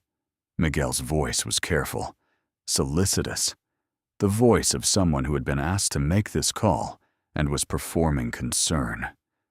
I know it's a lot to think about, but this is life-changing money for you and Marco. Who are they? She said. The company. Does it matter? The offer is Miguel. Who are they? A pause. It's called Mesa Property Group, based in Las Cruces. Mesa Property Group, the Hollis subsidiary, right on schedule. I need time to think about it, she said. Of course. They asked for a decision within the week. That's not enough time. Tell them 2 weeks. Nora, I really think, tell them 2 weeks. She made her voice quiet and firm, the voice she used when she had made a decision and was not inviting further discussion. I need to see everything that's here before I decide anything. That's non-negotiable. Silence on the other end. She could hear Miguel thinking, rearranging. All right, he said finally. 2 weeks. But Nora, don't go digging around out there. The land is dry and rocky, and the structures could be unstable. You don't want to get hurt alone out there. I'll be careful. She hung up. She sat for another moment with the phone in her hand, looking at it, then looked back at the capstone and the gap and the amber-stained walls below. Don't go digging around out there. She turned the phone over in her palm. Then she put it back in her jacket pocket, picked up the pry bar, and went back to work on the capstone. It took her another 40 minutes to move it far enough. The stone was heavy, heavier than she could fully move alone, and she accepted this quickly and without frustration, shifting from full removal to sufficient access. 6 inches of gap became 10. 10 became 14. Enough for her to lower herself into carefully, on with the flashlight and the notebook she had taken from the house. She did not go all the way down. Not yet. She was not reckless, and she was not stupid, and she was alone, and the shaft went down 15 feet into darkness, and she had no rope, no harness, no way of being certain the walls would hold. But she did not need to go down, because 5 feet below the opening, the shaft widened. The cut stone walls transitioned to natural limestone, and the limestone transitioned to something else. A ledge, a natural shelf, where the fracture in the rock had widened into a small alcove that someone had clearly used for storage. On the ledge, wrapped in oilcloth so old it had fused to what it covered, were 3 objects: a leather-bound ledger, a bound report, paper covers, with the stamp of a Las Cruces survey company, and a small glass jar, sealed with wax, containing what looked like sand, pale yellow-gold sand, the color of old honey, the color of amber, the color of something that had been moving through deep limestone for 10,000 years and had left a trace here, just here, in a jar on a shelf, waiting. Nora reached down into the shaft, her shoulder pressed against the cut stone edge, and retrieved all 3. She set them on the ground beside the capstone in the morning sunlight. She opened the glass jar first. The sand inside was fine, finer than beach sand, with a particular weight to it when she tilted the jar, the denser weight of material that was not quite sand, not quite dust, but something between, something that caught the sunlight as it shifted and threw back a glint that had no business being there in an ordinary sample of desert earth. And she had never held gold dust before. She did not know, with absolute certainty, that this was what she was holding. But she thought about Catalina Reyes following the spring in 1891, because the water ran amber golden at certain seasons. She thought about a Spanish missionary in 1769, writing about Piedra Amarilla, yellow stone, a great river of yellow stone below the ground. She thought about a survey report, sitting sealed in a shaft for 9 years, with an estimated deposit range that the surveyor had refused to commit to in writing, but had described in person as one of the most significant he had encountered in 20 years of work. She held the jar up to the morning light, and the contents shifted, and the desert sun caught it in a way that sent a thread of light reflecting back against her palm. Gold color. Unmistakably gold color. She sat on the edge of the spring depression with the jar in her hands, and the ledger and the survey report on the ground beside her, and the pry bar lying in the pale dust. And she felt something she had not felt in a very long time. Not relief, something older and more elemental than relief. She felt what it felt like to be right. Not right about a small thing. Right about the thing that mattered. The thing that everyone had told her was wrong to even consider. The thing she had driven a bus 3 hours and spent a night on a narrow cot to come and see for herself. Dolores Reyes Castellano had not been a stubborn old woman wasting her life on a delusion. Catalina Reyes had not been a naive homesteader settling on worthless land. Of 4 generations of women who had been quietly dismissed and underestimated and offered small sums for something they knew was worth exponentially more had been right. Every single one of them, all along. And now it was Nora's turn. She looked out across the 42 acres in the morning light. The dry creek bed, the pale caliche, the juniper on the ridgeline, the amber-stained walls of the shaft below her, holding the secret that the land had been holding for 130 years. She pulled out her notebook and opened it to a new page. She wrote 2 words at the top: Call Fuentes. Then, beneath that, the name Dolores had given her in the final notebook. The mineral rights attorney. Then, beneath that, a 3rd line. Not a plan, not a task, but a statement, written in her own handwriting, on the back pages of her son's spiral notebook, on the edge of a spring that everyone said had dried up. It didn't dry up. It went somewhere. And so do we. She capped the jar carefully. She tucked the ledger and the survey report under her arm. She stood up from the edge of the spring depression and turned back toward the stone house. She had phone calls to make. She had 30 years of Dolores's work to honor. She had 42 acres of land that the whole world had written off as nothing. And she had a 9-year-old boy on a pull-out sofa 3 hours north who deserved to know that sometimes the world was wrong about what mattered, and sometimes the people it dismissed most completely were sitting on something extraordinary. She walked back to the house through the amber morning light, and the desert was silent around her, and behind her, the spring depression sat open to the sky for the first time in 40 years. The capstone shifted just enough to let the light in. Just enough. The survey report was 41 pages long. Nora read it at the kitchen table with the fire rebuilt and a cup of instant coffee going cold at her elbow.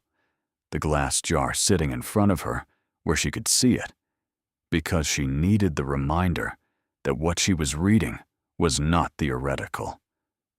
The jar was real. The weight of it was real. The way the contents shifted and caught light in a way that ordinary desert sand never did was real. The report was written in the careful, qualified language of professionals who understood that their findings would be scrutinized, that every claim would be tested, that the distance between what data suggested and what could be legally asserted was a distance that required precision and humility. Nora read every page with the focused attention of a woman who had learned, in years of managing tight finances, that the critical information was always in the details. The findings were organized in sections: methodology, survey parameters, ground-penetrating radar results, acoustic resonance data, mineral signature analysis, conclusions. The methodology section explained that the survey had used non-invasive techniques only. No drilling, no excavation, nothing that would disturb the surface or alert anyone watching the property to what was being investigated.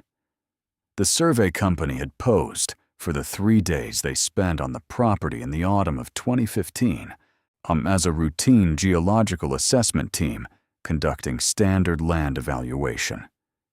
The GPR results mapped 6 distinct subsurface cavity formations along the east-west fracture zone that ran beneath the spring depression.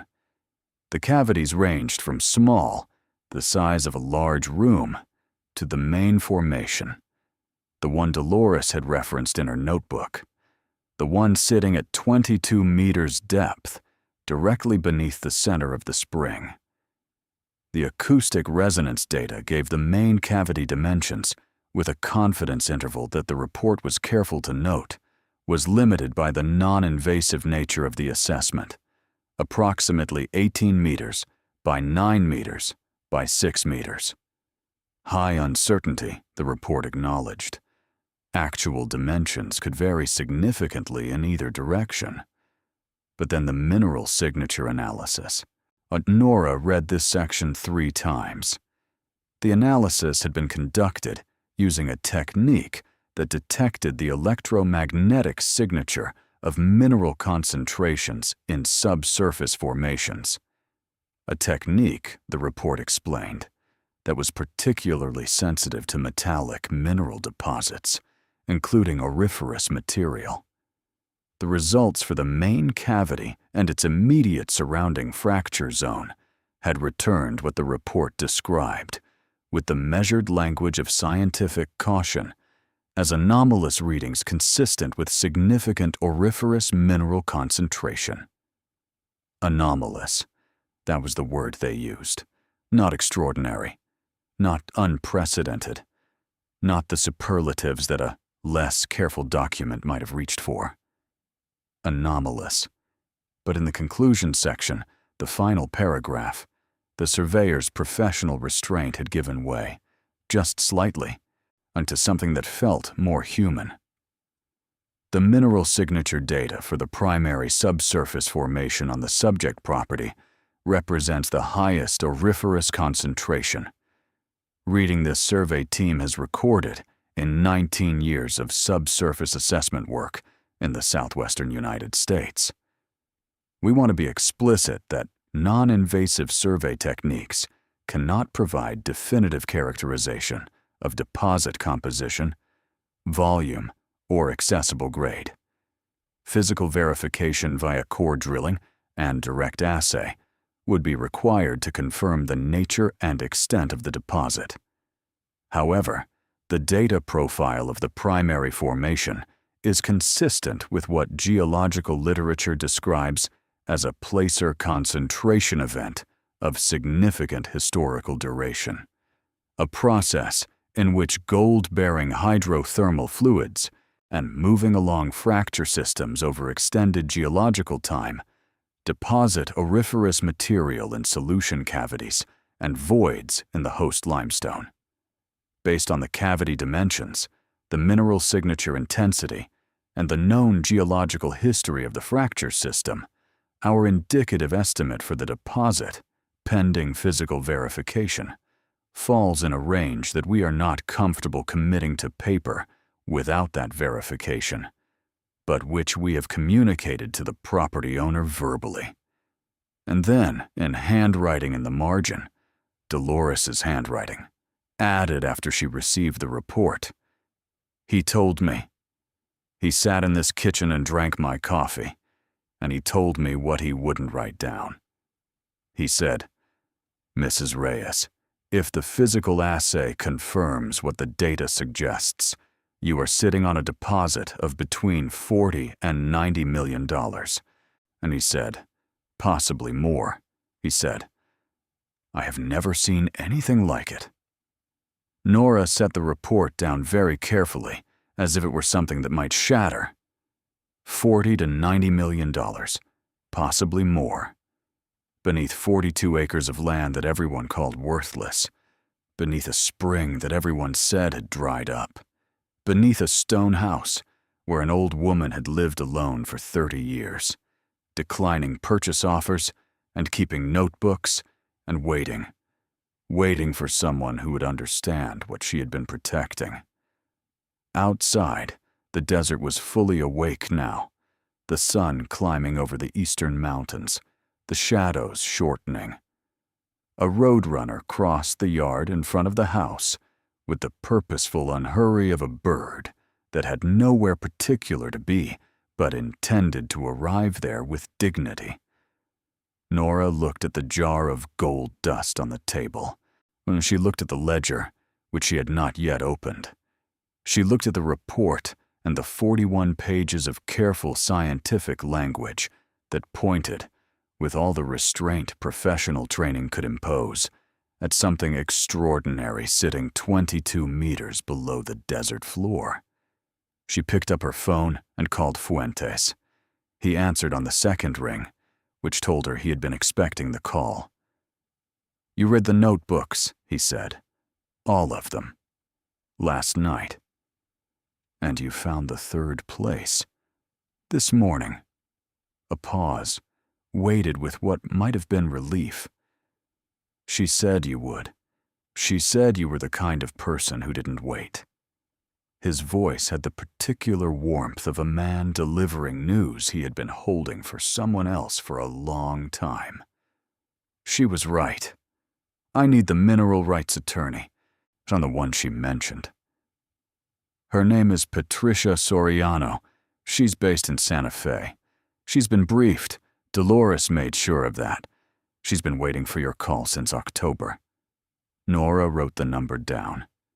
Then, how solid are the mineral rights? Legally. Fuentes' voice didn't waver. Ironclad. Catalina Reyes filed correctly under the 1866 Act. The rights have been in continuous Reyes family succession since 1891. I've had 2 independent attorneys review the chain of title. It's cleaner than most modern property records. A pause. No one can take this from you, Nora. It was designed to be unbreakable. She exhaled slowly. Hollis has been at this for 17 years. He knows something is there. But without the ledger, without the survey report, and without the mineral rights documentation, all of which Dolores kept out of reach, he can't act. He needs you to sell. That's the only path he has. He's offering $320,000. A brief silence. Then he's more desperate than he was last year. That's up from the $280 he offered in January. Another pause. Call Patricia today. Don't sign anything. Don't respond to Mesa Property Group. Don't let your cousin represent your interests in this. Miguel Vasquez has been in contact with Hollis's representatives. He may not know who he's dealing with, but he's been talking to them. Nora absorbed this without particular surprise. She had suspected it from the timing of his call, arriving the morning after she reached the property, on offering a number that had almost certainly been provided to him by the people who needed her to take it. I know, she said. She called Patricia Soriano next. Patricia Soriano had a voice like the desert itself, clear, dry, unhurried, with a quality of absolute precision underneath the ease. She had been practicing mineral rights law in New Mexico for 26 years. She had been waiting for Nora's call for 6 weeks. Dolores briefed me extensively before she died, she said, without preamble. I've reviewed the complete chain of title, the 1891 homestead filing, and the succession documents. The mineral rights are yours, uncontested and unambiguous. What we need to do now is file a formal mining claim with the Bureau of Land Management and the State Land Office before Hollis files any kind of competing claim or legal challenge. A pause. He can't win a competing claim. The rights are too clear. But he can delay. If we file first and correctly, we create a legal reality that makes delay significantly more expensive for him and essentially removes any productive path, except walking away. How long to file? I can have the paperwork ready by Thursday. If you can be in Santa Fe by then, we'll file together. In person is better. I want a judge or examiner to see you. Another pause.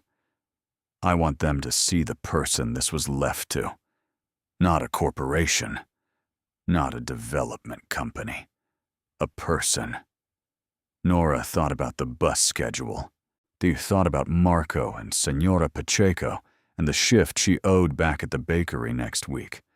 Thought about $40 to $90 million sitting 22 meters below the desert floor. I'll be there Thursday, she said. She spent Tuesday and Wednesday at the property. She did not dig further. Not yet. Soriano had been explicit about this, in the same calm, precise way she was explicit about everything. Don't disturb the site further until after the filing. We want the legal claim established before any physical verification begins. Once the claim is filed, any physical assessment you undertake on your own property is unambiguous. Until then, leave it as it is. So Nora left it, and instead did something she hadn't planned to do. She cleaned the house, not perfunctorily, thoroughly, the way she cleaned the offices downtown, and with the focused attention of someone who understood that every surface was worth caring for. She swept and mopped and wiped down the shelves. She washed the curtains in the small sink and hung them back in the windows. She reorganized the books and the notebooks and the geological surveys back into the careful order that Dolores had kept them in. She read the ledger on Tuesday evening, sitting by the fire with a cup of tea made from dried herbs she found in one of the kitchen cabinets. Catalina Reyes's handwriting was different from Dolores's, older-style script. The letters formed according to a tradition of penmanship Nora recognized from her grandmother's letters, the kind of writing that came from women who had been taught that the act of writing was itself a form of dignity. The ledger was 60 years of accumulated knowledge. Catalina's first entries from 1891, describing the spring, the watercolor, the geological survey she had privately commissioned in 1903 from a man she trusted, the results of that survey confirming what she had suspected since she first camped beside the spring in the summer of 1891, and looked at the rock and understood what the amber water was telling her.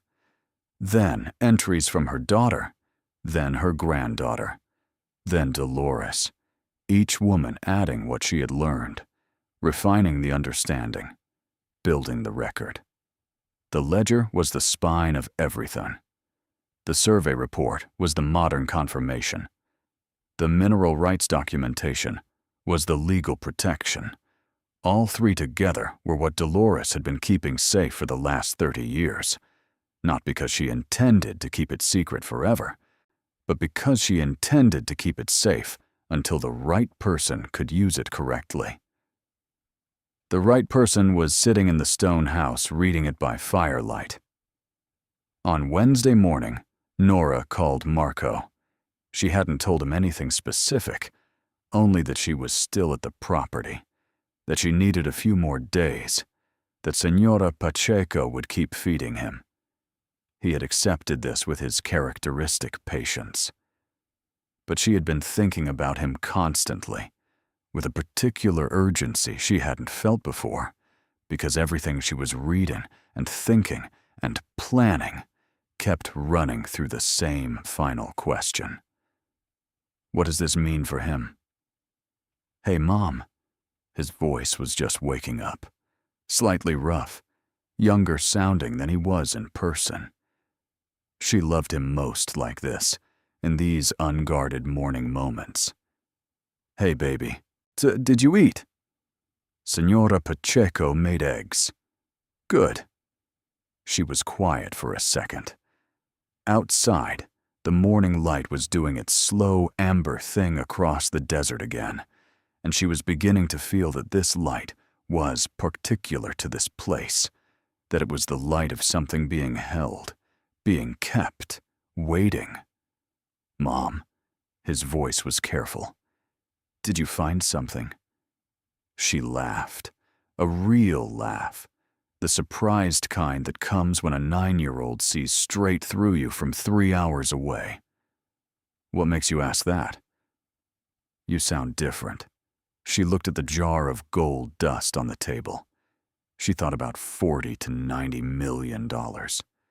She thought about what she wanted to say to him and how to say it without promising anything she couldn't yet guarantee. I found what Dolores wanted me to find, she said. It's real, Marco. All of it. I just need a few more days to make sure it's protected. And then, I'm coming home. A long silence. She could hear him breathing, processing, doing what he always did, taking information in and sitting with it carefully before he responded. Okay, he said finally. Come home soon. I will. I love you. Love you too. Mom. Yeah? I knew it would be something. I knew it. His voice was quiet and certain, the voice of someone who had been holding faith for a while and was not surprised to find it confirmed. I don't know why, but I just knew. She pressed the phone against her chest for a moment after she hung up, sitting in Dolores's stone house in the amber desert light. Then she packed her bag for Santa Fe. She almost didn't make it to Thursday. Miguel arrived on Wednesday afternoon, when she heard the car before she saw it, an engine too smooth and quiet for the dirt track, the sound of city money rolling over rural dirt.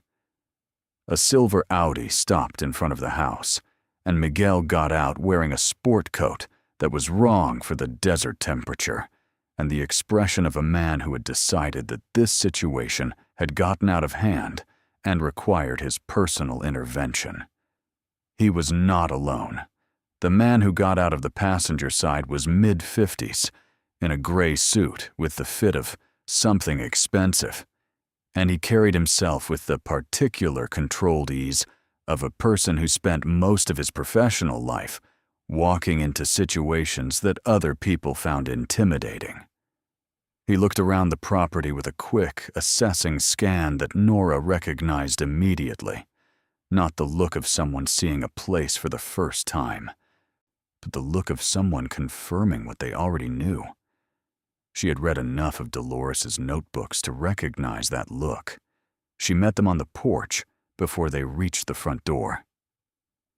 "Nora," Miguel's voice was warm, careful. "This is James Whitfield, from Mesa Property Group. He wanted to meet you in person. I thought." "Mesa Property Group," Nora said. Not a question. "The Las Cruces firm." James Whitfield smiled, a measured professional smile, the kind designed to convey reasonableness.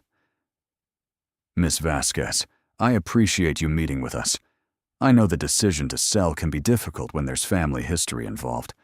I just wanted to make sure you had all the information you needed." "I have all the information I need," Nora said. "The 320 is still on the table. In fact," he paused, in the way that made pauses feel like gifts being delivered. "Given the time you've spent here, getting attached, we're prepared to go to 360. Cash close, 30 days, clean title transfer. That's a significant sum, Miss Vasquez. Enough to change your life." Nora looked at him steadily. "Who does Mesa Property Group work for?" A brief pause. Just one beat, quickly recovered. "Mesa Property Group represents a consortium of Hollis Resources," Nora said. "Dallas Garrett Hollis." The smile stayed in place, but something behind it shifted. "I'm not sure where you heard that. I'm not selling." She said it the way you say things when you have already had the conversation in your head and are simply now reporting its conclusion. Quiet. Certain. With no particular emotion in it, because she was not angry. She was simply done. Not for 360. Not for any amount you're authorized to offer. I've spoken to a mineral rights attorney. The claim is being filed Thursday.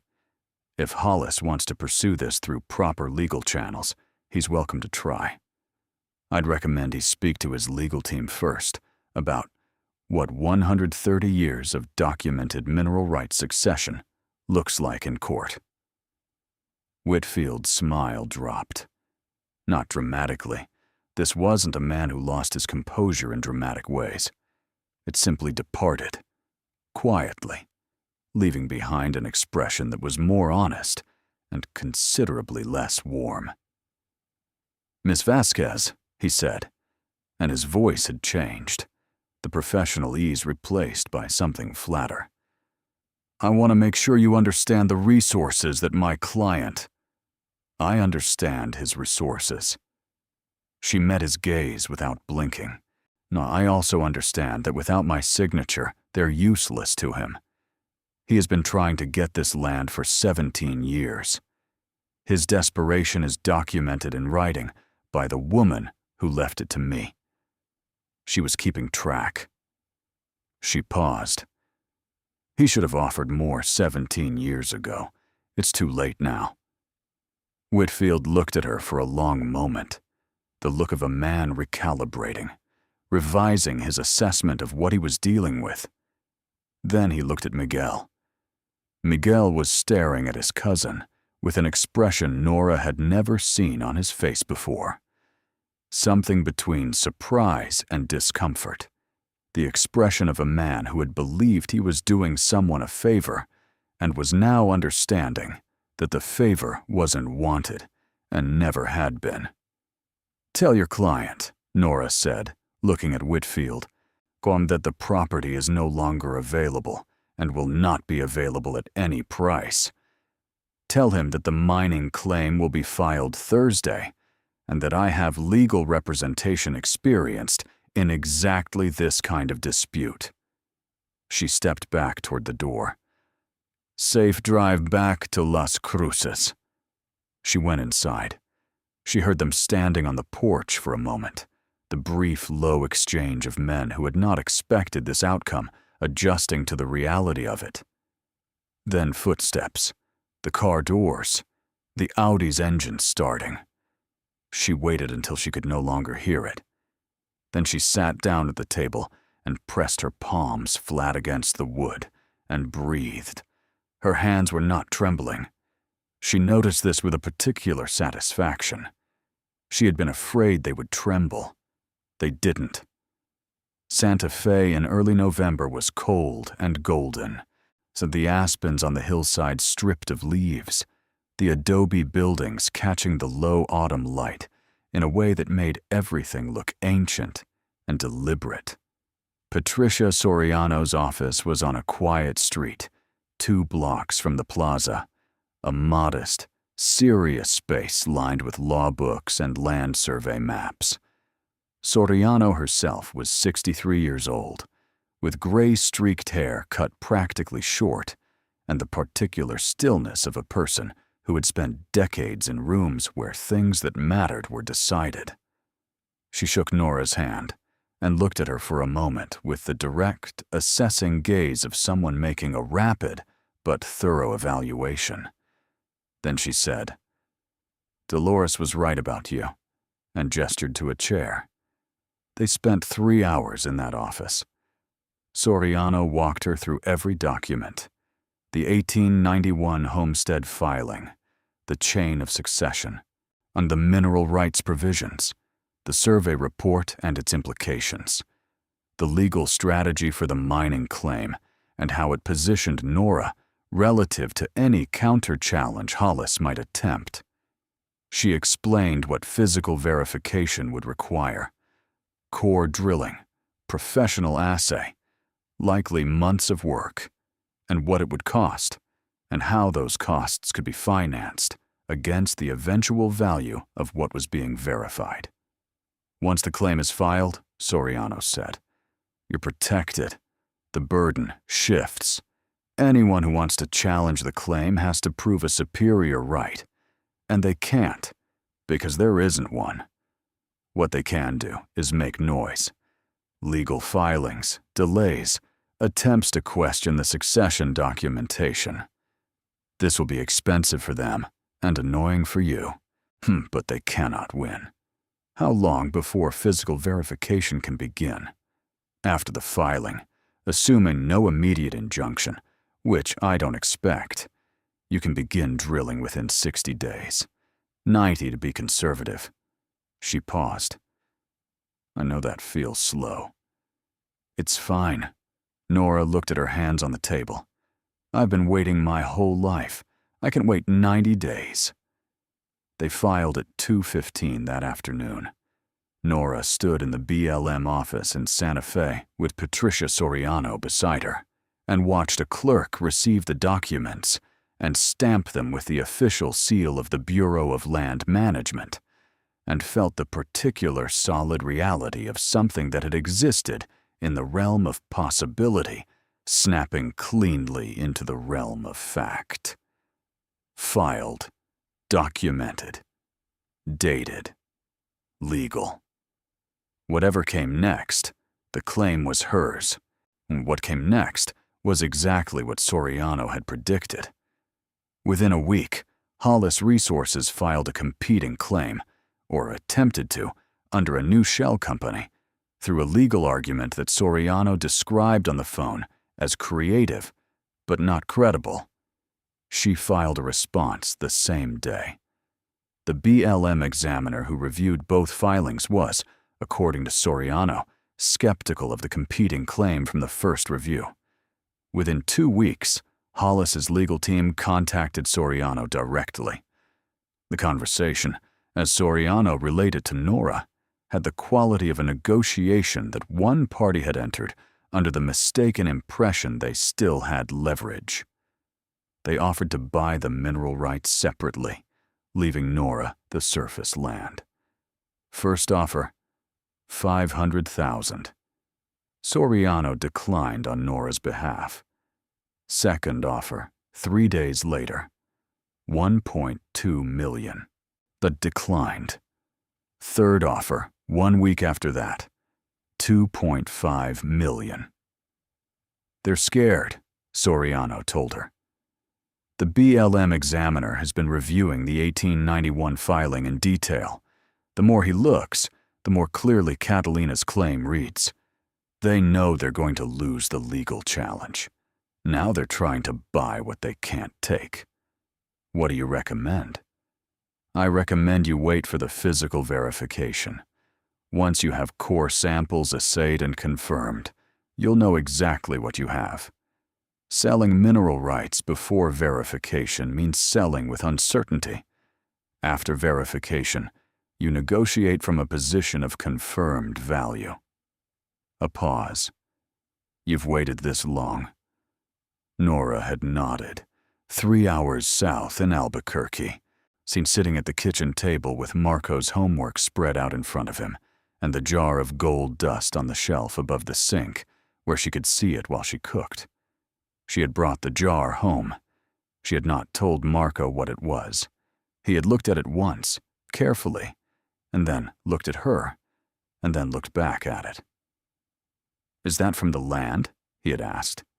Yes. He had studied it for another moment with those grave, precise eyes of his. Then he had gone back to his homework. 2 weeks later, the BLM ruled on the competing claim. Dismissed. Hollis Resources' challenge was found to lack legal standing, given the documented mineral rights succession dating to 1891. Soriano called Nora with the news on a Tuesday morning, just as she was finishing her opening shift at the bakery. It's done, she said. The claim is yours. Uncontested. Nora stood in the alley behind the bakery in the cold Albuquerque air, smelling of yeast and bread, still wearing her work apron, and said nothing for a moment. Nora, I'm here. She pressed the phone harder against her ear. I'm here. The drilling team arrived at the property in February. Soriano had arranged it, a legitimate geotechnical firm out of Albuquerque, experienced in mineral assessment, bound by confidentiality agreements that Soriano had made very clear were non-negotiable. 3 people, a small rig, and equipment that looked almost aggressively ordinary, nothing like the dramatic machinery of mining operations in movies. Just tools and expertise and the specific, patient work of going into the ground and finding out what was there. Nora was there for every day of it. Now she had taken time off from the bakery. All of it, using the last of her saved days, burning the bridge carefully. She had told the cleaning company she needed 2 weeks for a family matter. She had asked Senora Pacheco if Marco could stay on weeknights, and Senora Pacheco had said yes without asking a single question, which was one of the things Nora loved most about her. She watched the drill go into the earth. She watched the core samples come up. She watched the team lead, a woman named Dr. Carmen Ibanez, compact and methodical, with the contained excitement of someone who was seeing in a core sample what she had not expected to see. Hold the first samples up to the portable light and tilt them slowly, carefully, watching the way the material caught the illumination. On the third day, Doctor, the Ibanez came to find Nora where she was sitting on the porch of the stone house with a cup of coffee and Dolores's green notebook. She sat down without being invited, which Nora understood was not rudeness, but directness. The directness of someone who had something to say and was not sure how to say it gently, so was not going to try. The preliminary assay on the core samples from the main cavity, she said. Yes. The deposit is real.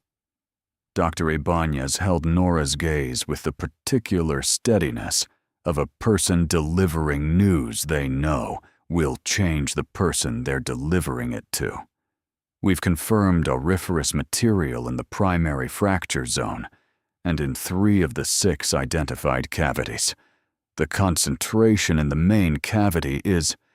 She stopped briefly. I've been doing this for 18 years, Miss Vasquez. I've assessed a lot of deposits. This one is in a category I have encountered exactly once before in my career. What does that mean? It means the 2015 survey's indicative range was conservative. She pulled out a tablet and showed Nora a table of numbers. Raw assay data, grades, estimated volumes. I don't want to give you a final number before we've completed the full assessment. That's in 2 more days. But I can tell you that the lower bound of what I'm seeing in these preliminary results is above the upper bound that the 2015 survey suggested. Nora looked at the table. She was not a geologist. She was not a mining engineer. She could not read the technical language of the assay data with any fluency, but she could read numbers. She looked at them for a long moment. Above the upper bound, she said quietly. Yes. Nora set down her coffee cup. She looked out at the desert, at the 42 acres of pale caliche and creosote and juniper that everyone had written off as nothing, at the spring depression with its now open shaft, at the land that 4 generations of women had been quietly sitting on while the world told them they were foolish and stubborn and wasting their lives. Above 90 million, she said.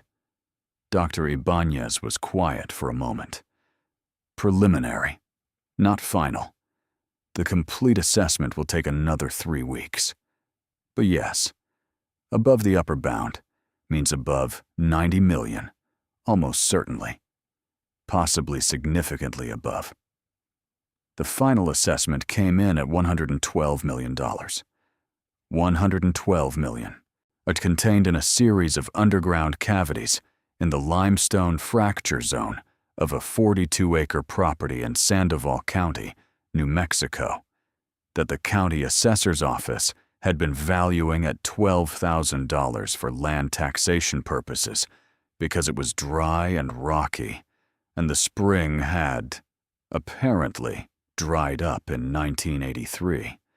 Patricia Soriano called with the final number on a Thursday afternoon in March, and Nora was in the laundromat on Central Avenue with Marco because they were out of clean clothes, and the laundromat was one of those places where everything was slightly too loud and slightly too hot and completely ordinary and normal, and she sat on a plastic chair with her son's socks in her lap and heard the number and said nothing. Nora, I'm here. $112 million. Confirmed assay, full assessment, I legally documented. That is what is beneath your land. Marco was pulling clean laundry out of a dryer at the other end of the room, folding things with the careful, methodical precision of a boy who had learned early that doing things right the first time saved you from doing them again." He looked up, caught her face, and went still. Mom. Not a question. Reading her. Always reading her.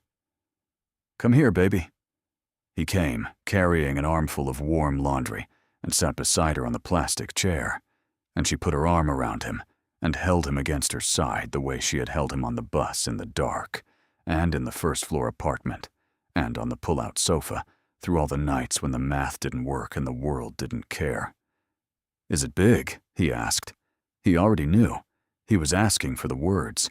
"It's bigger than I can make sound real," she said. "It's bigger than I know how to explain right now." She pressed her lips against the top of his head. "But it's real. It's ours. Dolores left it to us. And it's real. And we're going to be okay, Marco. We are going to be so much more than okay." He was quiet for a moment, warm and solid against her side, still holding the laundry. Then, "Can I have a real bed?" She laughed. She laughed, the surprised, full, unguarded laugh of a woman who had just been handed something incomprehensible and was being offered the most sensible, grounded, beautiful translation of it imaginable. "Yeah, baby," she managed. "You can have a real bed." The months that followed moved in a way that felt both faster and slower than ordinary time. The faster because so much happened. The formal agreement with a mineral development company, negotiated over 8 weeks by Soriano, with the cool, exact competence of someone who had been waiting her entire career for a case this clean. The licensing structure that allowed extraction to begin while preserving Nora's ownership of the land, and a royalty interest that would generate income for decades. The legal conclusion of Hollis Resources' various attempted challenges, each dismissed in turn, until Hollis's legal team went quiet, in a way that Soriano described as the sound of people reevaluating their priorities. Slower because Nora refused to be hurried. Not by the lawyers, not by the development company, not by the people who now appeared. Having heard something, or sensing something, wanting to manage her money and invest her money and introduce her to opportunities that would allow her money to work for her in ways she could barely understand. She was not in a hurry. She had learned something from Dolores and from Catalina and from every woman in the Reyes line who had understood that the thing worth protecting was worth protecting patiently, without panic, without the kind of haste that made people sell things for fractions of their value because they were too overwhelmed by the size of what they had to hold on to it steadily. She held on to it steadily. She and Marco did not move immediately. She finished out the month at the bakery, gave proper notice, thanked the owner, cleaned her station on her last shift with the same thoroughness she had always given everything. She finished the week she owed at the cleaning company. Then she stopped. For the first time in 3 years, she stopped working herself to exhaustion and simply existed for a few weeks, in the too small apartment with the peeling paint, adjusting to the reality of not calculating, not managing, not stretching $60 into a week of groceries. It took longer than she expected to feel safe. The habit of scarcity didn't dissolve with a number in a bank account. It took time. She gave it time. She found an apartment first, a proper one, 2 bedrooms, on the 2nd floor of a building in the North Valley that had a yard. Marco got his real bed. She got her own room. The simple luxury of this, the ordinary miracle of a child sleeping in his own space, was something she sat with for weeks before she fully believed it. And she enrolled Marco in a school that had more resources, more art supplies, more time for the things he was quietly brilliant at: drawing, puzzles, the particular kind of spatial reasoning that made him see patterns other people missed. His teacher called her after the first month to say that he was remarkable, that he had an unusual mind, that she hoped they would give him every chance to develop it. Nora sat in her car in the school parking lot after that call and cried. Not sad. Not even exactly happy. Something larger than both. Something that had no name because it existed on the other side of the thing she had been carrying for so long. In April, she drove back to the property. She drove herself this time. A car that ran. A car she had bought without calculating whether she could afford it. A car that started on the first try every single morning, which was still something she noticed, still something she was grateful for, though she understood she would eventually stop noticing it and simply take it for granted, the way people took things for granted when they stopped being remarkable. She took Marco with her.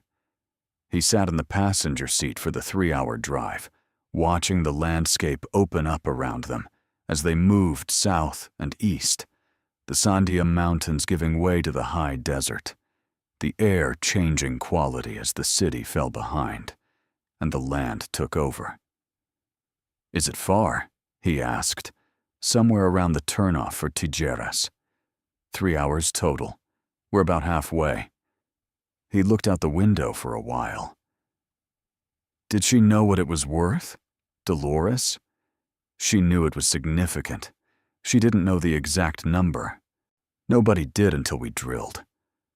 But she didn't sell. No. Even though she lived alone and it was hard. Even then. Marco thought about this, his profile against the window, watching the desert go by. Because she wanted someone else to have it, he said finally. Not the money. Just the chance. Nora glanced over at him. Yeah, that's exactly right. That's sad and nice at the same time. That's how most things worth having feel. The property appeared through the afternoon light the same way it had appeared to her in October, the turnoff barely visible, the stone pillars at the drive's entrance, the track winding through the juniper and creosote. But where it had looked abandoned to her before, it looked inhabited now. The drill team had been careful with the surface. The shaft was properly secured, protected, but covered with a temporary structure. The spring depression was marked and documented. The stone house stood exactly as she had left it, curtains in the windows, firewood still stacked on the porch. Marco got out of the car and stood looking at it. It's small, he said. A woman built it herself in 1940. He walked to it slowly, the way he walked into new places, cautiously, but without fear, taking it in at his own pace. He touched the stone wall of the house. He looked at the desert spreading out around them, the mountains on the horizon, the wide, empty sky. He walked toward the spring depression and stopped at the marked boundary without being told to. Is it down there? He asked. The gold. 22 meters down, in cavities in the rock. It was always there. Since before people were here, not since before anyone was keeping track of anything. He looked down at the pale caliche surface for a long time. Then he looked up at her, and his expression had the particular quality of someone who has just understood something they will spend the rest of their life thinking about. We're going to do something good with it, he said, not a question. We already are. She came to stand beside him. But yes, there's more. She had been thinking about this for months, the way she thought about everything that mattered, carefully, completely, not rushing to conclusions, letting the full shape of it form before she committed to it. Soriano was helping her structure it.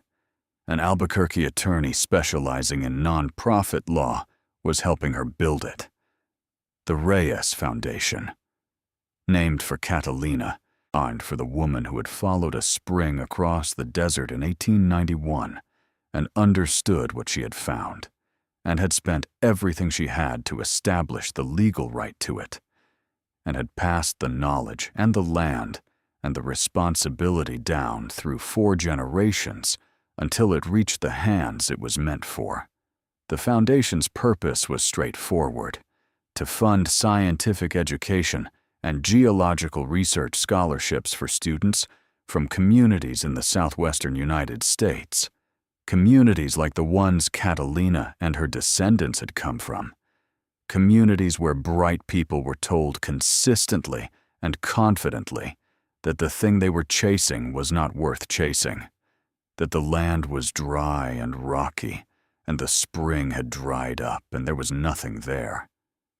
Nora had been told that her whole life in one form or another, or she intended to tell as many people as possible that the world was frequently, comprehensively wrong about these things.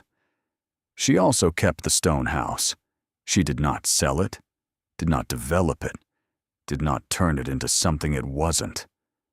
She had the roof repaired and the foundation reinforced and the curtains replaced, blue again, the same shade as the ones Dolores had hung.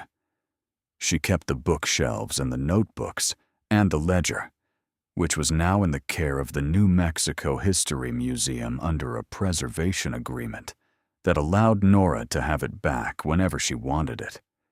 She came back to the property as often as she could. She brought Marco when his school schedule allowed, and he began to know the land, the way people only know places they return to with love. Its particular light at different hours, and the way the roadrunner crossed the yard every morning, the smell of creosote after rain. On a Sunday in May, she stood on the porch of the stone house and watched Marco walk the property, the same walk she had taken in October, slowly, with attention, watching where he put his feet, noticing the way the ground changed. He stopped at the spring depression. He crouched down, the way she had crouched down, and touched the rock. He stayed there for a long time. When he came back to the porch, his eyes were bright. "I could feel it," he said. "The ground is different there. It is. Like it's alive." Nora looked at him.